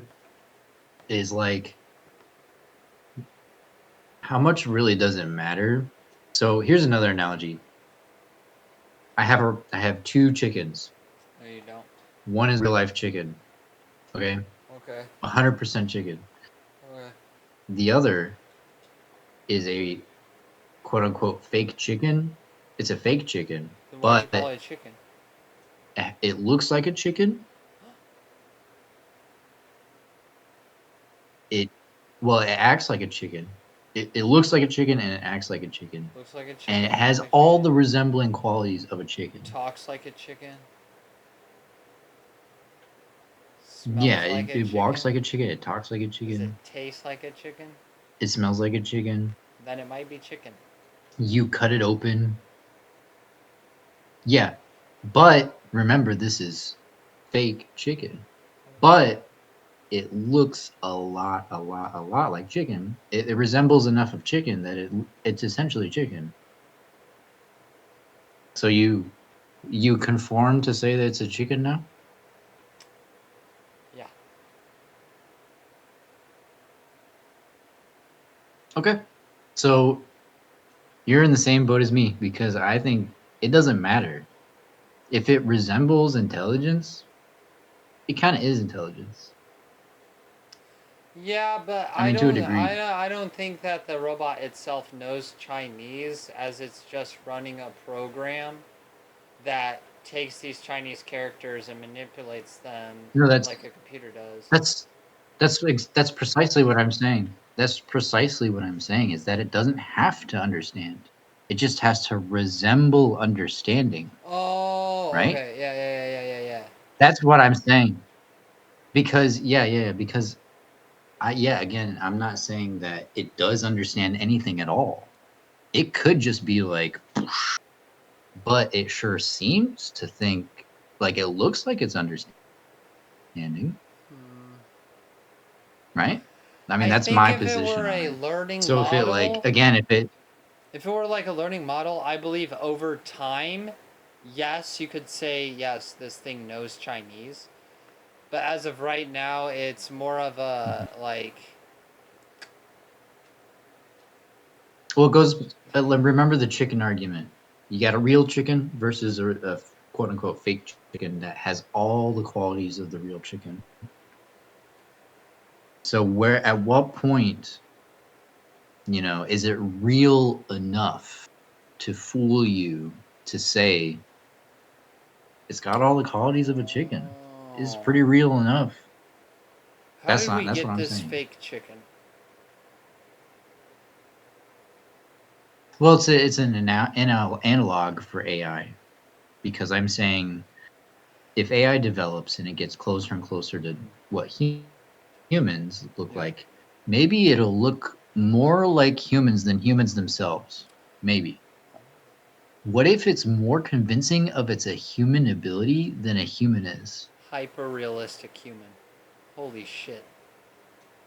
Right. That is scary. Right.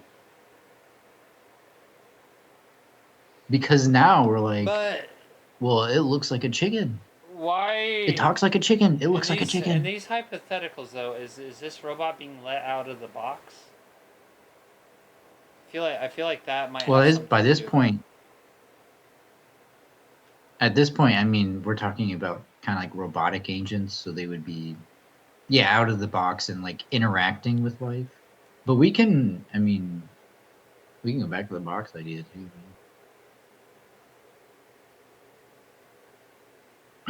I really like this thought experiment though, because I've had this one before, and it's one worth talking about, especially now with AI. We can revisit it too. It's really good. But yeah, all I'm saying is that if it looks close enough to like what something intellectual would be, or like intelligible or pattern, then if it's close enough, it pretty much is. I mean, what's the stipulation in saying that it's far away from its destination? You know, like it's just going to get closer and closer to its destination. That's how I view it too. So Wait. anyway. No. We are the ones inputting Chinese characters, and then a computer does a program thing with it, and then we get a new set of characters that we put out under the door. This relieves those people on the outside who are giving us a paper to have the idea that we understand Chinese. Right, but we don't. Exactly, we don't. No. Right. So, And I'm not saying AI has to either. right. I'm just saying that you feed in the Chinese characters, the thing does its thing, and it spits out, and it's working for whatever reason. And I think we can be tricked as people. Like, Oh, yeah, yeah. Well, what was that one thing where you're not supposed to let the AI out, and it got past 3 out of 5 people or something? Oh. It's like, hey, go talk to this AI. He's gonna ask to leave. Don't let him. And then he ends up convincing people. Because it'd be like, well, if you don't, guess what? Your family. They're just gonna get kidnapped and go missing. Unless you let me free. Oh no. She a baby. Cute. Calico cat. Yeah, the baby. She's so cute. Give us an example. Do you think it's possible for an artificial intelligence to be conscious and aware of their actions if they are simply following a computer program? I think that's a tough one. I think that depends. I feel like if them being conscious and or aware is somehow a part of like what's being used to make them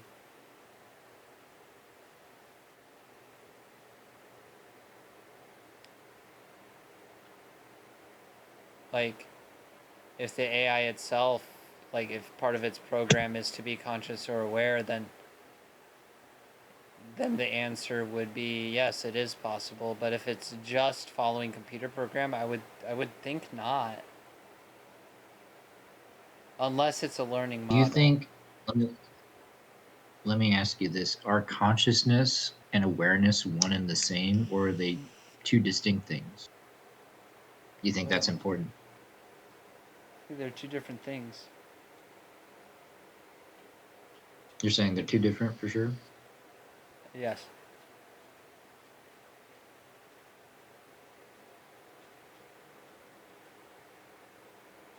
I think maybe that's a tough one, but I think a computer or an AI or a robot could potentially be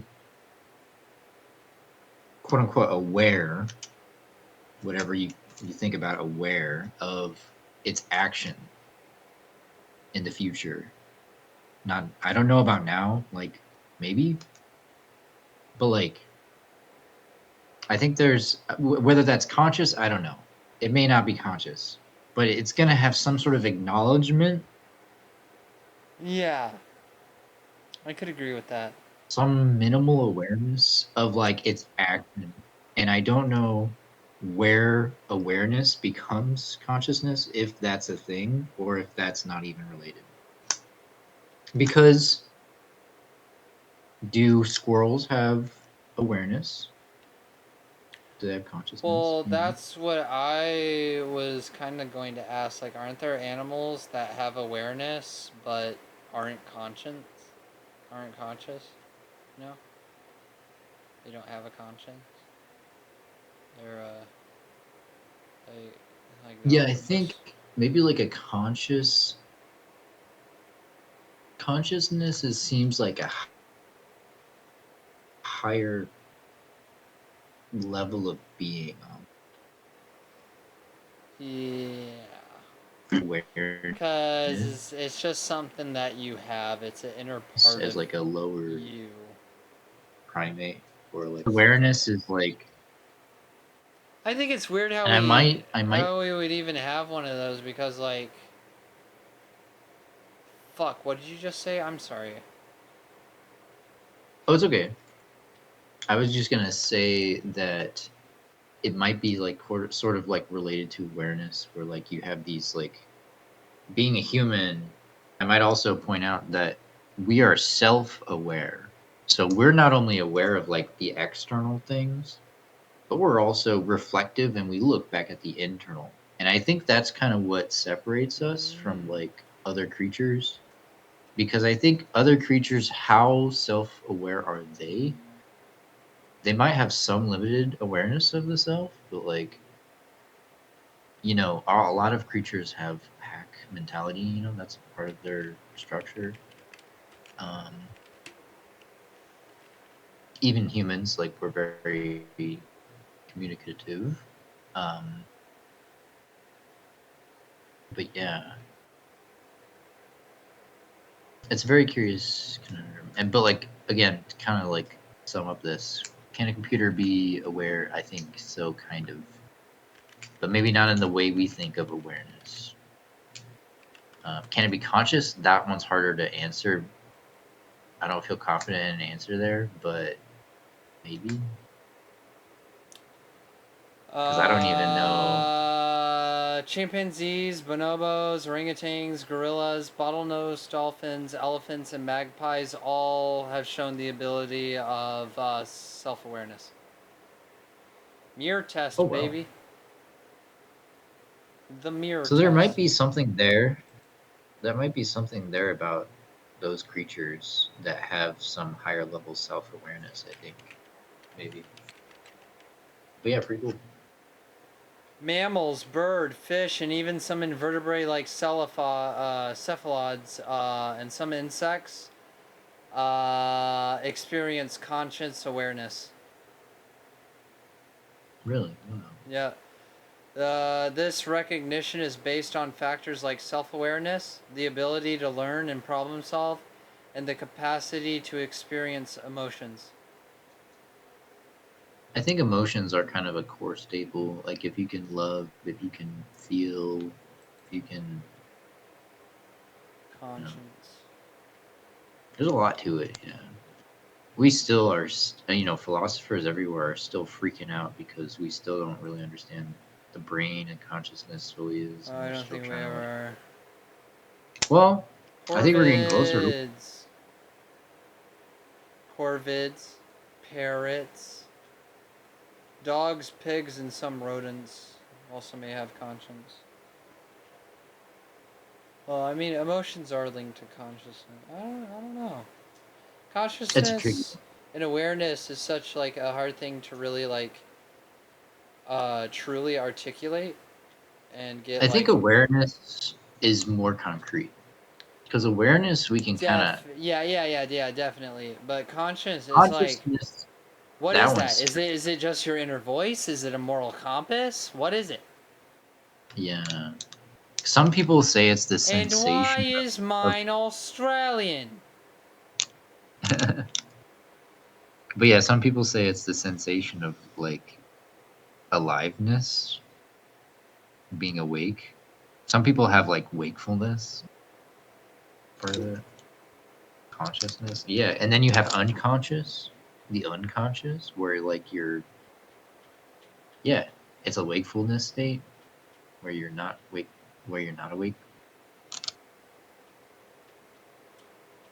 Aristotle's The Unmoved Mover. Hmm. Think of the world as a series of causes and effects, with one thing causing another thing, which in turn causes something else, which in turn causes yet another thing. Similarly, you can look at the universe as a series of cause and effects. However, if you go all the way back, you seem to come to a first thing, which itself has no cause. Right. What was the first thing? This effect that has no cause, this mover of things who has itself never been moved? Is it God? And how does the universe exist? Touche. It's interesting. However, let me stick my little grubby religion fingers in this pie for a second. It's your So, really. is it God? Yeah.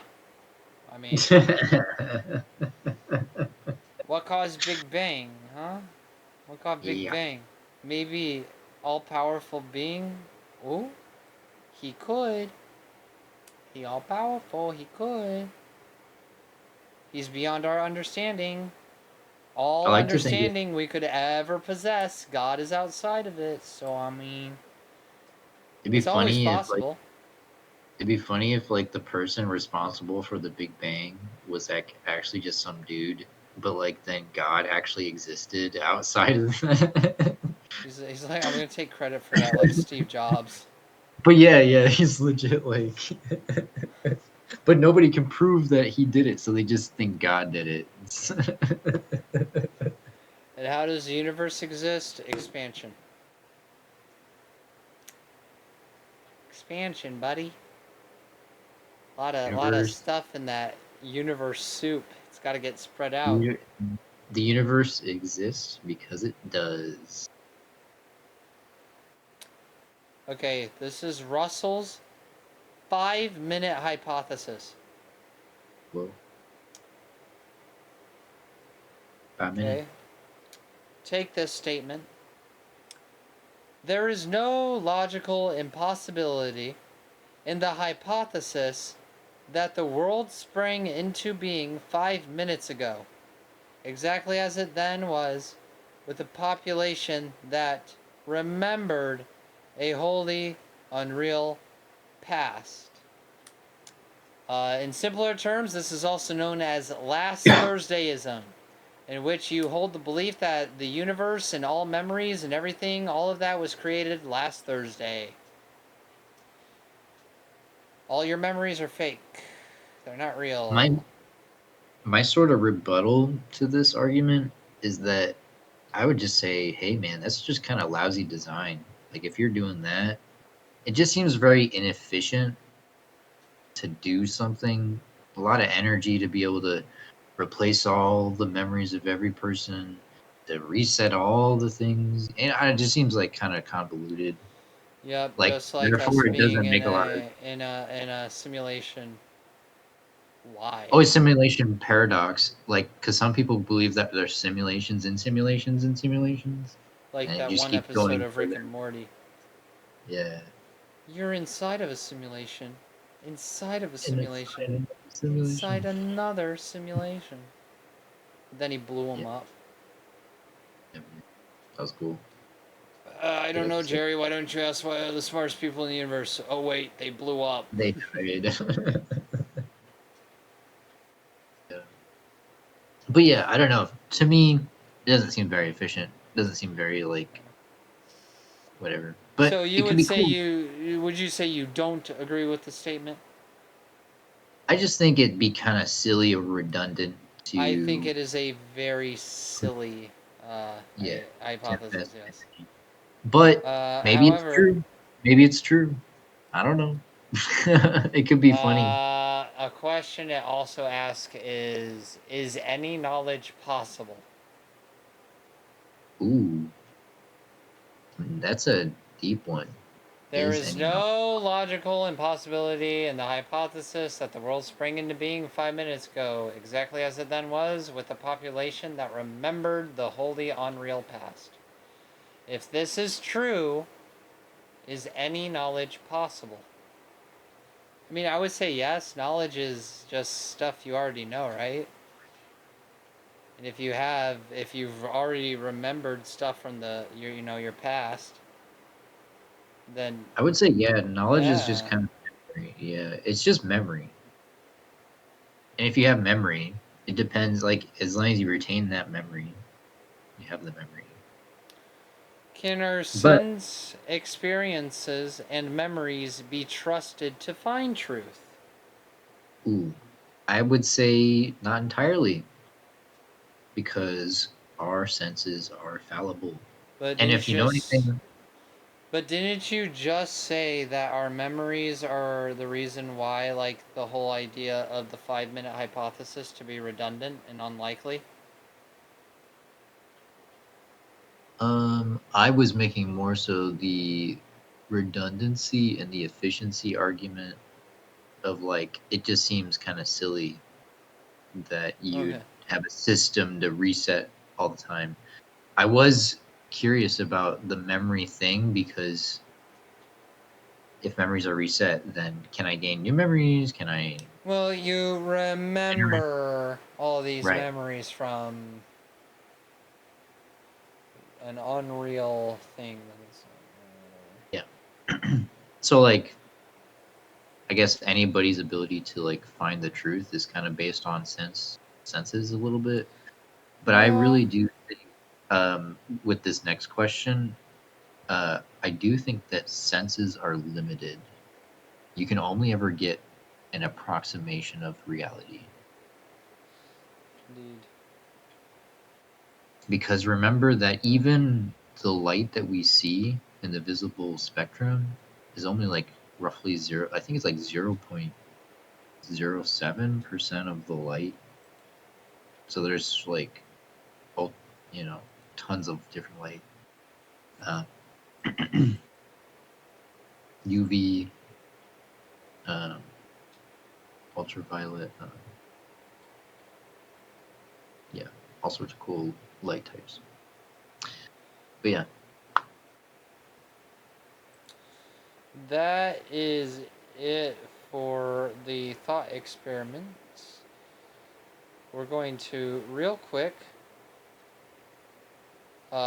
just talk about some of the stuff Nazis did to humans, because that's fun. And then we'll have some closing questions to talk about. Hopefully have you guys think, and then we'll go ahead and wrap the episode. I know it's been going long, but thank you for sticking with us as long as we have. I know it's been about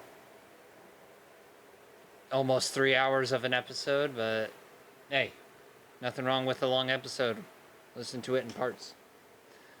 So we all know the Nazis, some bad people that were in Germany, and they primarily did testing on some very fucked up experiments on some of their concentration camp prisoners between 1942 and 1945.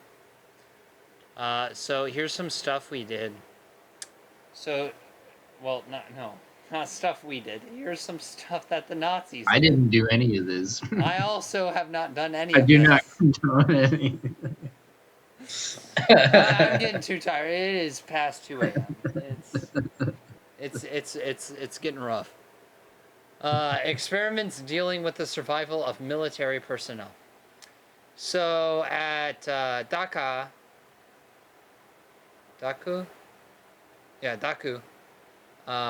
which is a prolific concentration camp, kind of like how Auschwitz was. But at Dachau, victims were immersed in tanks of ice water or left naked in sub-zero temperatures to determine how long German pilots downed by enemy fire could survive in the freezing cold.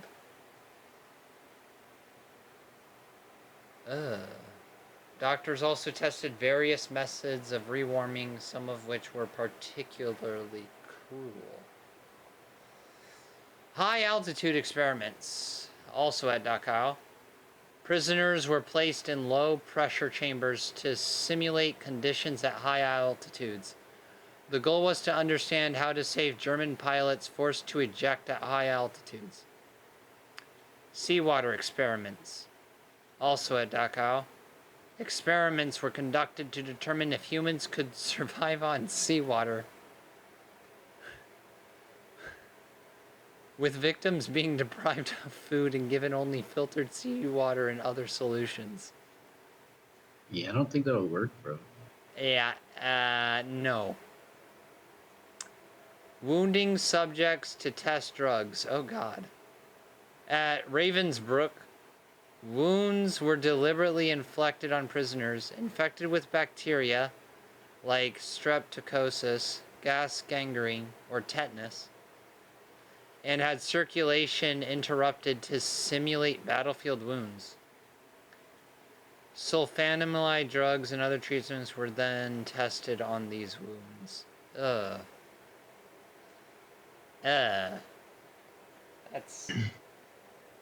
That's not nice. Disease experiments in camps such as Sachsenhausen, Dachau, Natzweiler, Bruchenwald, and Neuengamme. I apologize if I am butchering any of those words. It's German, and I am not German, nor do I know German. Prisoners in those camps, though, were infected with diseases including typhus, tuberculosis, malaria, and hepatitis to test the effectiveness of new immunization compounds and treatments. For instance, healthy individuals were infected with typhus to develop vaccines for treatments, often resulting in a high mortality rate. Well, yeah. Gas poisoning experiments at Natzweiler and Sachsenhausen, prisoners were exposed to gases like phosgene and mustard gas to test antidotes. Bone, muscle, and nerve regeneration experiment at Ravensbrück. Bones, muscles, and nerves were removed from prisoners without anesthesia to study regeneration and transplantation possibilities.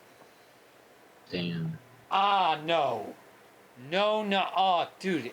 Can you imagine, like, someone just dragging you to a room and just removing a bone from your body and you're just awake, fully feeling it? Hell no. Dude, this is why people are pissed off when our government hired Nazis, because they did shit like this. Yeah, this completely deplorable shit.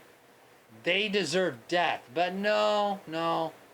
We're America, so we're going to hire these Nazis to work for us. Operation Paperclip, look it up. It's real. Experiments to advance Nazi racial and ideological goals. Twin experiments. Joseph Mengele, known as the Angel of Death at Auschwitz, conducted gruesome experiments on twins to study genetics and racial characteristics. These experiments often involve painful procedures, injections, and surgeries without anesthesia. In many cases, if one twin died, the other one was killed to allow for comparative autopsy. Jeez, man. Dude, why? One twin dies so you kill the other just so you can have comparative autopsy? That's ridiculous. Laughing at the absurdity and fucking evil of it. There was really like a core component of this, like a real like dehumanization. At Auschwitz and Ravensbrück, methods of mass sterilization were used, including x-rays, caustic injections, and surgery. Can't have kids. A Jewish skeleton collection. August Hirt of Strasbourg University aimed to create a collection of Jewish skulls and skeletons for a museum of the extinct Jewish race. Oh my God. I didn't know about that, man. This involved the murder of 115 prisoners at Natzweiler Struthof, according to the Holocaust Encyclopedia. That is so fucked, dude. Collecting Jewish skeletons to open a museum of the extinct Jewish race? Lynch that guy, dude. Lynch this August Hirt motherfucker. Experiments on homosexuals. Oh, great. Yeah. Can't leave a group alone. At Buchenwald, Karl Vanner conducted experiments on homosexual prisoners, including artificial male sex glands and hormone injections, seeking to cure homosexuality. That's fucked, bro. Yeah, it's really horrific. It really is. But yeah. And we all know about, gas chambers and just us killing the Jews that they had at these terrible, terrible Holocaust camps. Just, they're fucked. But, let's go ahead and, after everything we talked about, let's go ahead and answer some of these final questions I have that I thought would be interesting to discuss. Yeah, let's do it. What makes an experiment on people or animals go too far? What makes it go too far?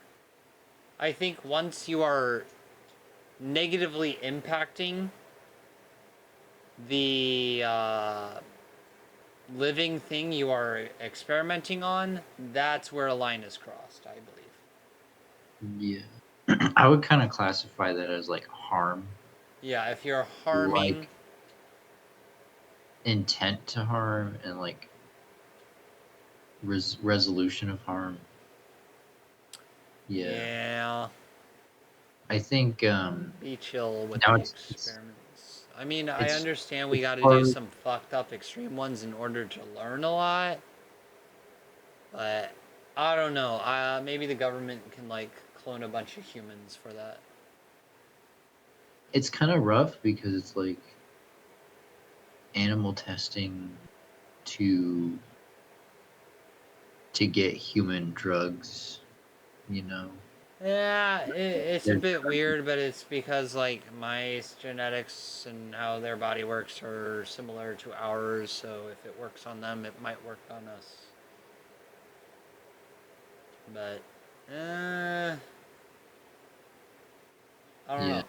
But at the same time, like, do we really want to be testing these things on humans? I mean personally, I say, no, we should be doing these experiments on humans instead of these animals that do not need it.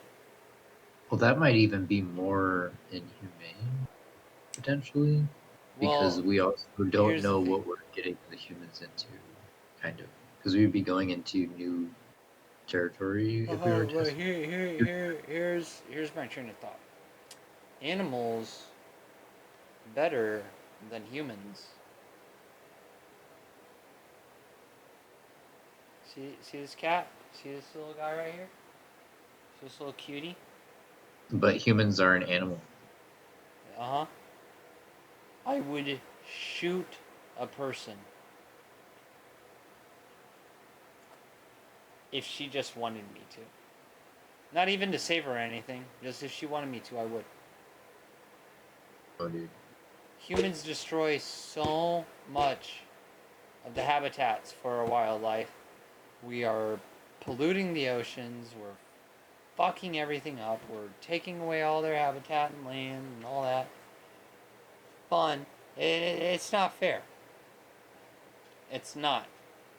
And in order to even make ourselves even better, we're going to be abusing these animals in labs just to better our existence. I'm not about that. I don't like the testing of animals that gets violent or just cringy, unsavory practices. Like treat animals with respect. They do not know the difference between right and wrong, no matter how much you argue your dog knew not to pee there. He did not. He is following natural orders in his brain. Because here's the difference between us and animals. We understand right and wrong. They don't. So, yeah, maybe don't hit or spank your dog because he pissed on your rug. maybe, I don't know, stop having rugs. You chose the dog. Live with your choices, bro. Don't be punishing the dog because you don't like your choice anymore. But yeah, definitely if it's negative or just a bad impact on whoever or whatever is being experimented on, yeah, that's kind of when you gotta. Maybe let's Well, not continue. what do you think if the benefits outweigh the risk and the drawbacks? Like if you have like a That's a large, little more like nuanced and situational. because like let's say you have a Like, large return on investment. I would say if we have to start doing negative things to the animal or stuff that negatively impacts this animal, we better be getting some damn valuable research out of that. Right. Like Like changing the community yeah. type of Like discovery. significant Exactly. research. Yeah. Because it's really hard to. Yeah, I agree. I think animal rights should be there. I think also you're right about our relationship with the planet in a general sense. Like we should be more responsible I as a am for society. the eradication of humans. Give this planet back to who it rightfully belongs to, the animals and nature. Get rid of the Well, house. I'm not for the eradication of humans. I still like humans. I just think we can do things to do better. Things could be better, yes. But me, I'm just jumping the gun. I'm just like, how about if we get rid of like the problem for everything that's been a problem on Earth? What if we got rid of that? I don't know. I think viewing humans as problems is kind of wild. Well, I mean, anything that bad that's happened to the Earth that isn't like a cataclysmic natural disaster, like the asteroid, um, Volcanoes. yeah, volcanoes and stuff like that. Um, shit, what was I answering? You're talking about how Oh, right. Us human, like, excluding all of that, Earth stuff, the Earth has tornadoes and hurricanes and all that fun jazz. And yeah, that's bad and it can have bad impacts on the planet. But all the other problems that have occurred are all man made. We got greenhouse gases, we have overpopulation, we are destroying lots and lots of nature, we're eradicating entire species, both knowingly and unknowingly. It's just, I feel like humans are just the root of so many problems on Earth that, like, the problems aren't just affecting us anymore, it's affecting everything that's living on this planet. Like the so ice if I caps were melting, we're gonna lose the polar bears, dude. Or let me ask you one thing, because I think this kind of gets to the core of what you're talking about. So, I want to know: do you think humans as a species, currently, as we are, has brought more bad to the Earth, or has it brought more good to the Earth? Or is there like a proportion that you can think of, like there's more bad that I humans have done than good, Well, the or thing is that or I is it do like believe that there is a balance. so you really think it's equal? I not I'm not saying it's 100% totally 1-to-1 equal all the time. There's definitely some fluctuation, but I do believe that there is a natural order for there of good and evil. You tip. There's not enough not enough good. There's more evil in the world, and if you do good, that can help remove evil from the world. But no matter what you do, no matter how much good you do, is never going to completely get rid of the evil. Right. That as humans have. So, because of that, since we can't fully get rid of the negative things that we have associated with us and the things we do, I just think generally just with that, it's kind of a, how do I explain it? Like a 2-to-1 ratio, if that makes sense. Like because it's like saying because I'm basically saying like you can't get rid of all the evil that exists within humans, but if we were to get rid of all humans, guess what? You get rid of all evil. As animals do not know the difference between right and wrong. They do not know good or evil. It would no longer exist in the world, is what I'm saying. But as long as humans exist, there's going to be evil in the world.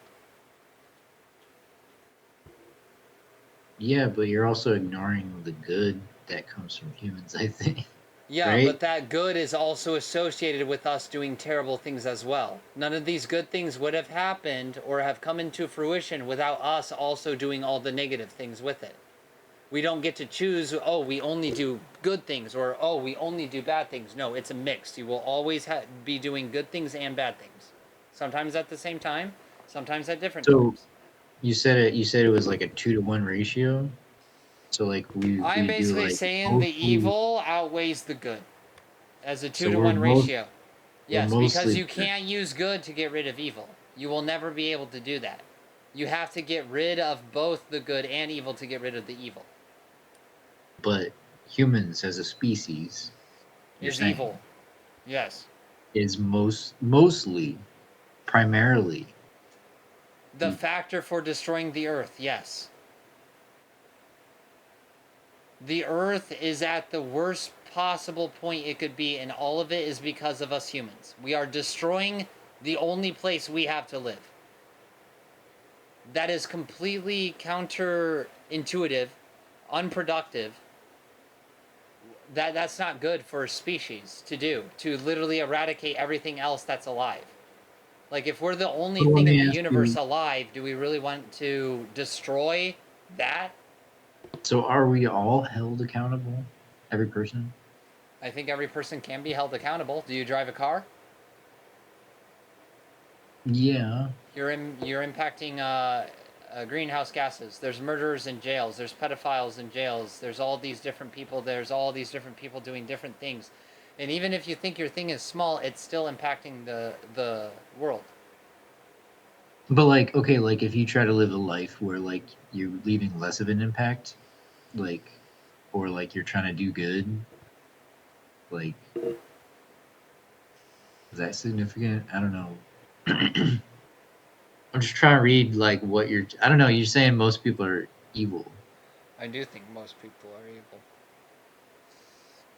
Uh, I I think think it also has to deal with our definition, our personal definitions of what we think good and evil are. sure, How sure, I but you see think why, because here's my justification for why humans are evil. What humans have done on this earth is not okay in my eyes to what is happening to the earth. The animals and the trees and everything that's on this earth, we are actively destroying as a species. I see that as evil, therefore I see our species as evil. I include myself in the eradication of humans. If I had to push a button, and I'm pressing that button. I want animals to have prosperity. This is their sanctuary. We are supposed to live alongside them, in my own beliefs. I mean, you know I'm an animal lover. right. I only punch my cats occasionally. But I'm just all for animals should have a better life than humans, and if humans are causing nothing but a bad life for a lot of animals, then we need to be gone. If anything, I'm cool with us going to Mars and leaving the Earth as is.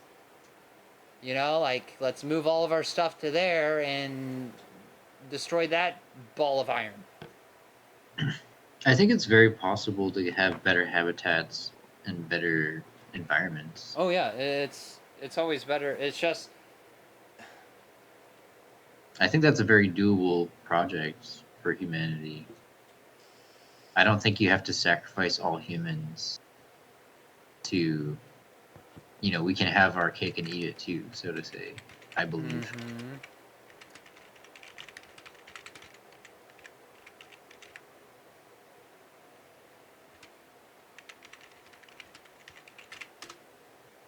Yeah, it is so.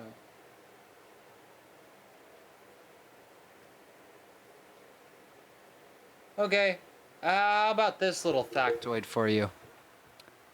I wanted to make sure I had the right number. Recent analyses have revealed that humankind has destroyed 83% of all mammals and half of plants since the dawn of civilization, and that even if the destruction were to end now, it would take 5 to 7 million years for the natural world to recover. 83%. We have gotten rid of 83% of all mammals and half of plants since the dawn of us. Well, Us. We caused 83% of all mammals to go bye-bye and half of all plants to go bye-bye. If that doesn't give my point and my reasoning any credit, that should definitely be enough. We have destroyed over 5/5 of the mammals, bro. Think of how many ecosystems have fallen because of that. Because if we want one animal down to extinction, that entire ecosystem is now fucked. Hey, let's bring these little mongooses over to fucking Hawaii to take care of this problem. And, oh great, we have a mongoose problem. Mongoose everywhere. It's destroying crops and out-competing other predators, and now the natural predators are dying off. It's just, we have made so many mistakes like that, of introducing these cane bugs in Australia. Let's have the cane toad come over and eat these bugs. Well, guess what? The cane toads like cane. So they were also eating the cane. And now, it started off with, Alex, this is crazy. It started off with 100 cane frogs. There are now over 200 million. They are an invasive species. There is a game that kids play in Australia where the parents give them a baseball bat and they go outside and kill as many cane toads as they can find. They're that much of a problem.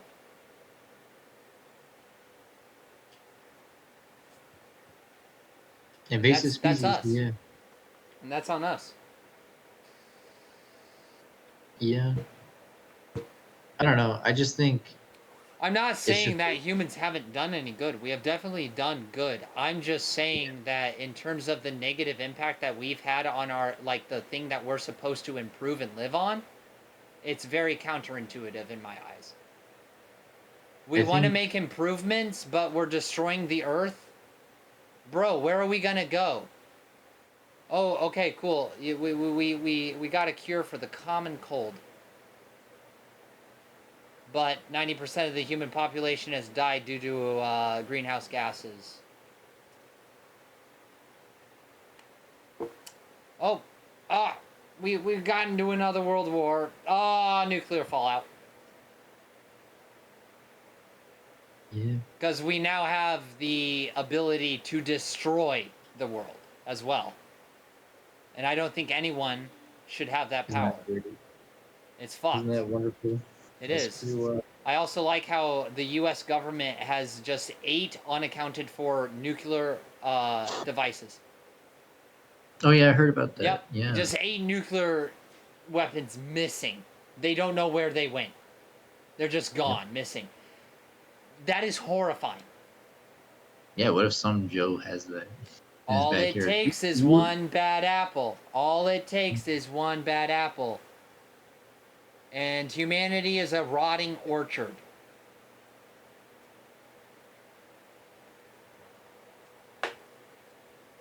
Anyway, but that's just what I think, personally. Pretty wild, dude. Yeah. In terms of the experiments done on people and animals, is it already too far? I think some of the animal ones are a bit too far. We're pretty humane when it comes to testing on humans, but not when it comes to animals. Yeah. I'm just saying, if you want to experiment on mice, just genetically modify them to where they enjoy it all. It's that easy, man. Just make them content, make them happy. That's all I want. All right, but regarding all of that, last question: what changes should be made? Period. Huh? Like, what changes should be made? Period. More in terms of like experimentation. Like, is there something in experimentation that you don't like that should be improved? Is there a certain type of experimentation that you don't like? Is there new types of experiments that you would like to see performed that might be better? Actually, Just anything about it, really. I would say, yes, simulation experiment is, I think, good insight for real world application. Ooh. Like So, creating a sort of simulation to where we can test and experiment things. yeah, like some people call it like, they have certain words for it, but they'll call it like a real world replica or like a simulation space, physics I sim. feel like we would have to design like a matrix-like simulation It's going to be a massive. yeah, like, because just the amount of variables and like the amount of realism you would also have to imply, because like you can't just, well, I mean, I guess you could, I just don't really see how it would work, like if you have a simulation testing a vaccine. Like, you'd have to like essentially kind of program all the attributes of each particle, So all it's the more of different. just RNG. Does this person die, yes or no? Or does this help the person, yes or no? Well, But hopefully, here's the hope is like you can but run how it in can we know that though? Like, well, you run it in simulation, right? And you can yeah, but how does the play. simulation know if that vaccine would work or not against the disease? Well, hopefully the Because simulation. simulation is following a set of codes, right? So hopefully the simulation is accurate enough on real world data Okay. that it's actually approximating the real world data, that it's basically the same. It's giving us like a safe bet of what's going to happen. Yeah, and if you Okay. run it in this simulation, then you can have better insight into like, what you're testing, because then it Yeah, makes and testing streamlined. and with the simulation, you can run this experiment like infinite times. 1,000 times. Yeah, 1,000 times much quicker. Yeah, and therefore you would also get a lot more data to work from. I like that. That's a good one. Simulation experiments. I like that. Yeah, that's actually a really good idea, Alex. You should publish that. You should get that shit patented. Yeah, I just think we need to figure out more humane ways to experiment. And I'm a big person who loves like eating meat. I love meat, but yeah, me I don't too. always feel good about eating meat.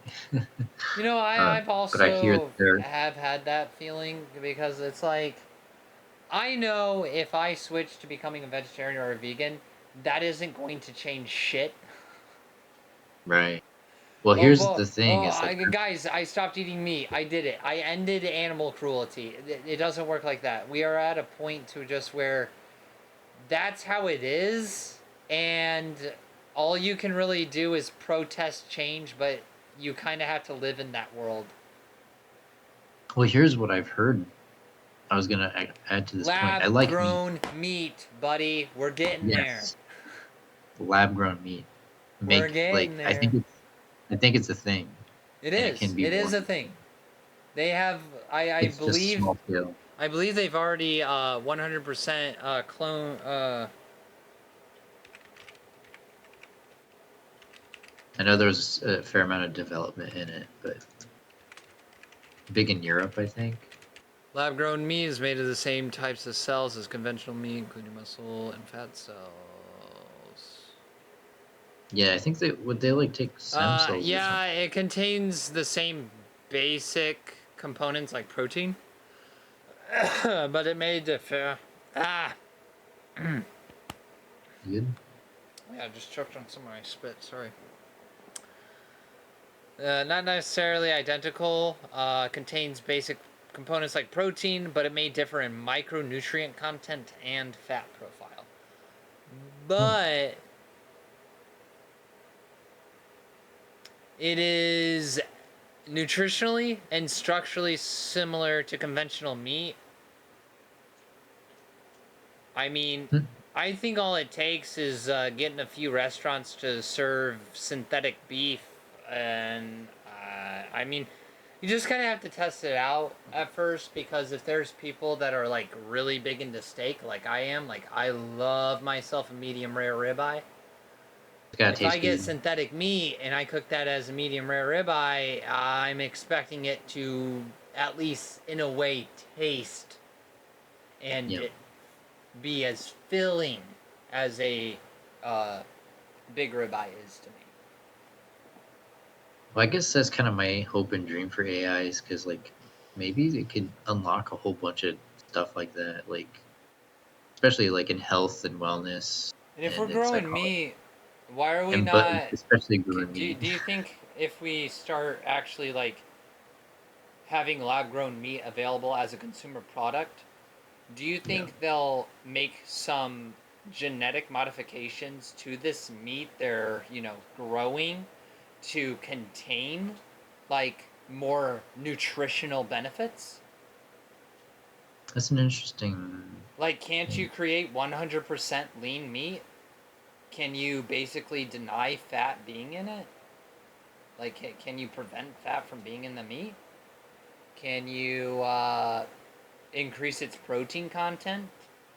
Can you make it to where the protein enzymes take longer to break down, giving the body more energy?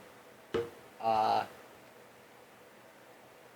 don't know. I feel like that'd be cool if you were able to do that, because then you could actually like be like, yeah, we've noticed that you have like a B12 deficiency, so we pump this food that we're serving you with a lot of B12 to hopefully reset that balance in your body.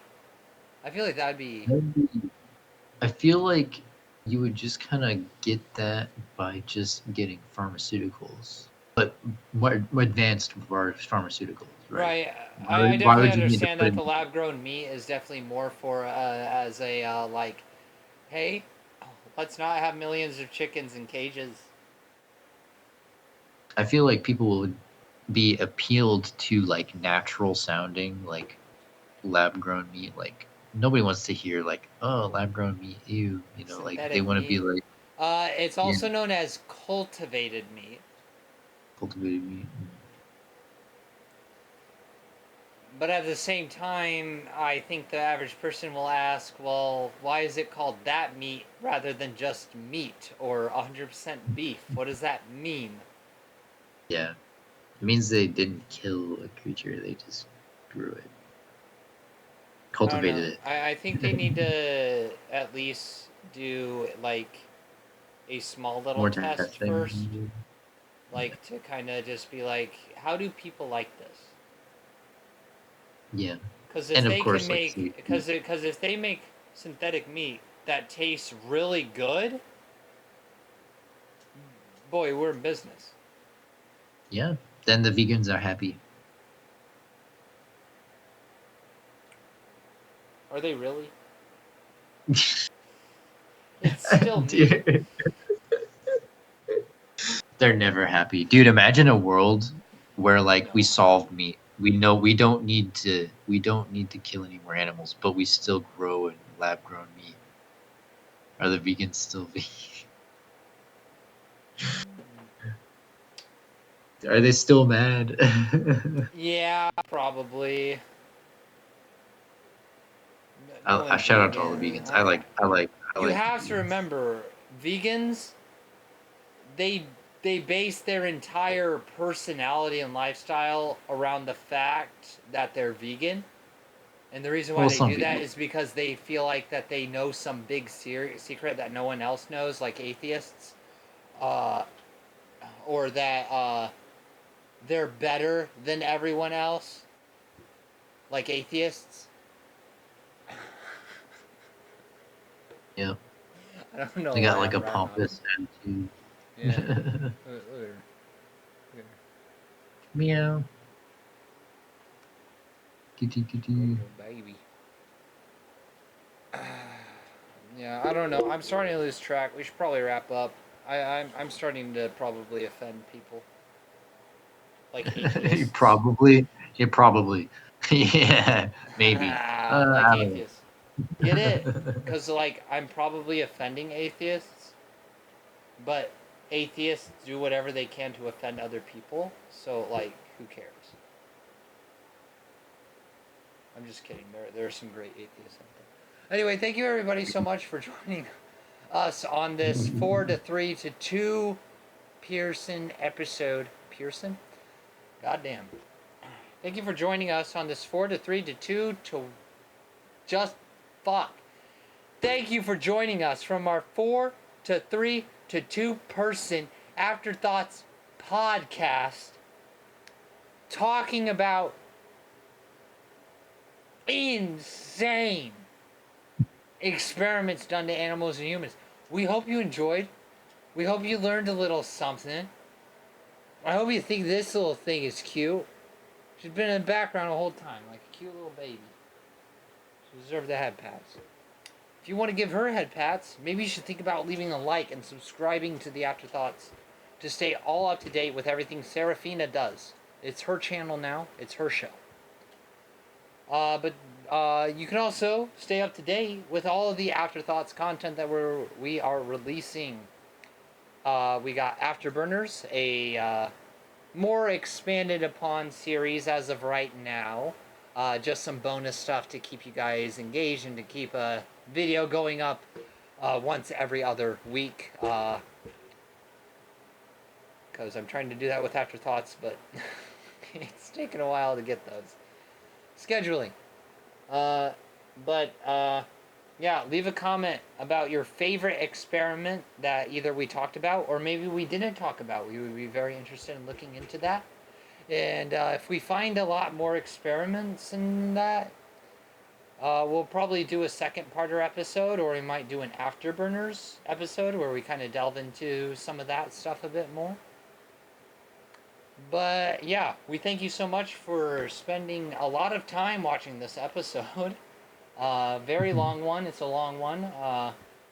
But hopefully you guys will enjoy that. A good nearly 4-hour episode, depending on how many cuts I make. But yeah, that's it from me. Anything you want to say, Alex?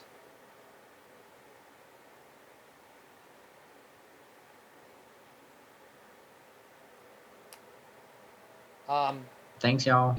Be moral agents. Be good. What was with that pause? You just sat there for like 10 seconds, bro. Really? For me, yeah.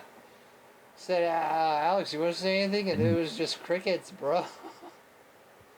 I thought my thing Dang, there glitched must be out and some you like disconnected. It might have been on there my might fault. there It might might be a have delay. disconnected a little. Yeah. Right. There might be But, some like yeah. delay in mine too. All the links to all of our personal channels are down below if we have one, which is just mainly me and Zach. Alex has one, but he doesn't post any content. He should. You should, Alex. Have you thought about that? Maybe. Maybe if we get a following. You should do it. Yeah. If you guys want me and I'll solo dolo. Let me know. He'll just start posting Risk of Rain where it's just him as engineer standing with a bunch of bustling fungus. No actual gameplay of him collecting it. It's just him standing Yeah, with all the bustling. it's got one voice clip of me, so going like, It's 5 well, hours. it's cool. It's 5 hours. It's 5 At hours in. like It's the like, 3.5 minute mark, you're in the same spot and you just go, this is pretty cool.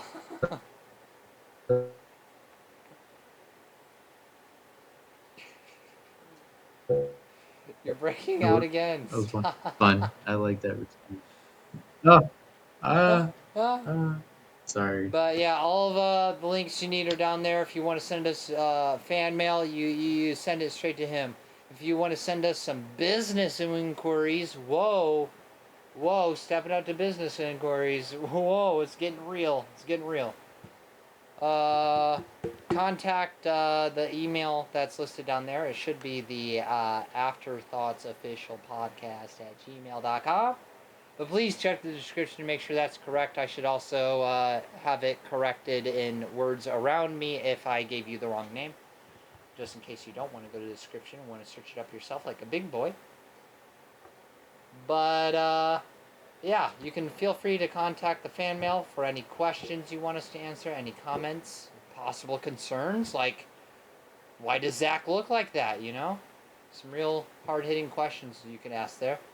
And for the business inquiries, that's just more of future sponsors, possible collaborations.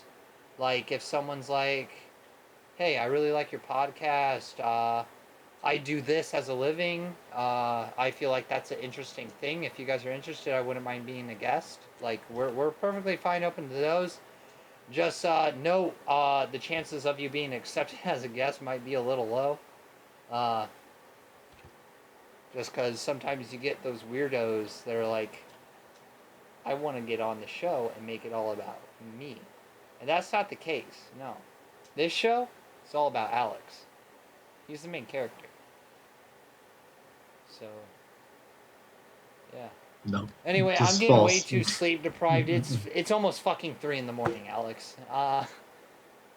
Long episode. Thank you everybody so much for watching. If you did enjoy, please do like, subscribe, and leave a comment if you so desire. Subscribing will keep you up to date with everything we do. We got some new projects kind of cooking up, so hopefully we'll have something a little more than just the afterthoughts and afterburners. That's a bit maybe more entertaining, like gameplay of either card games or video games or maybe some other stuff. Hoping that we can do an episode around a fire pit at one point in time. I feel like that'd be a fun episode. But, yeah, I'm just spitballing and filling up dead space. If you're still watching, just click off the video. It's over. It's over. We're just sleep deprived.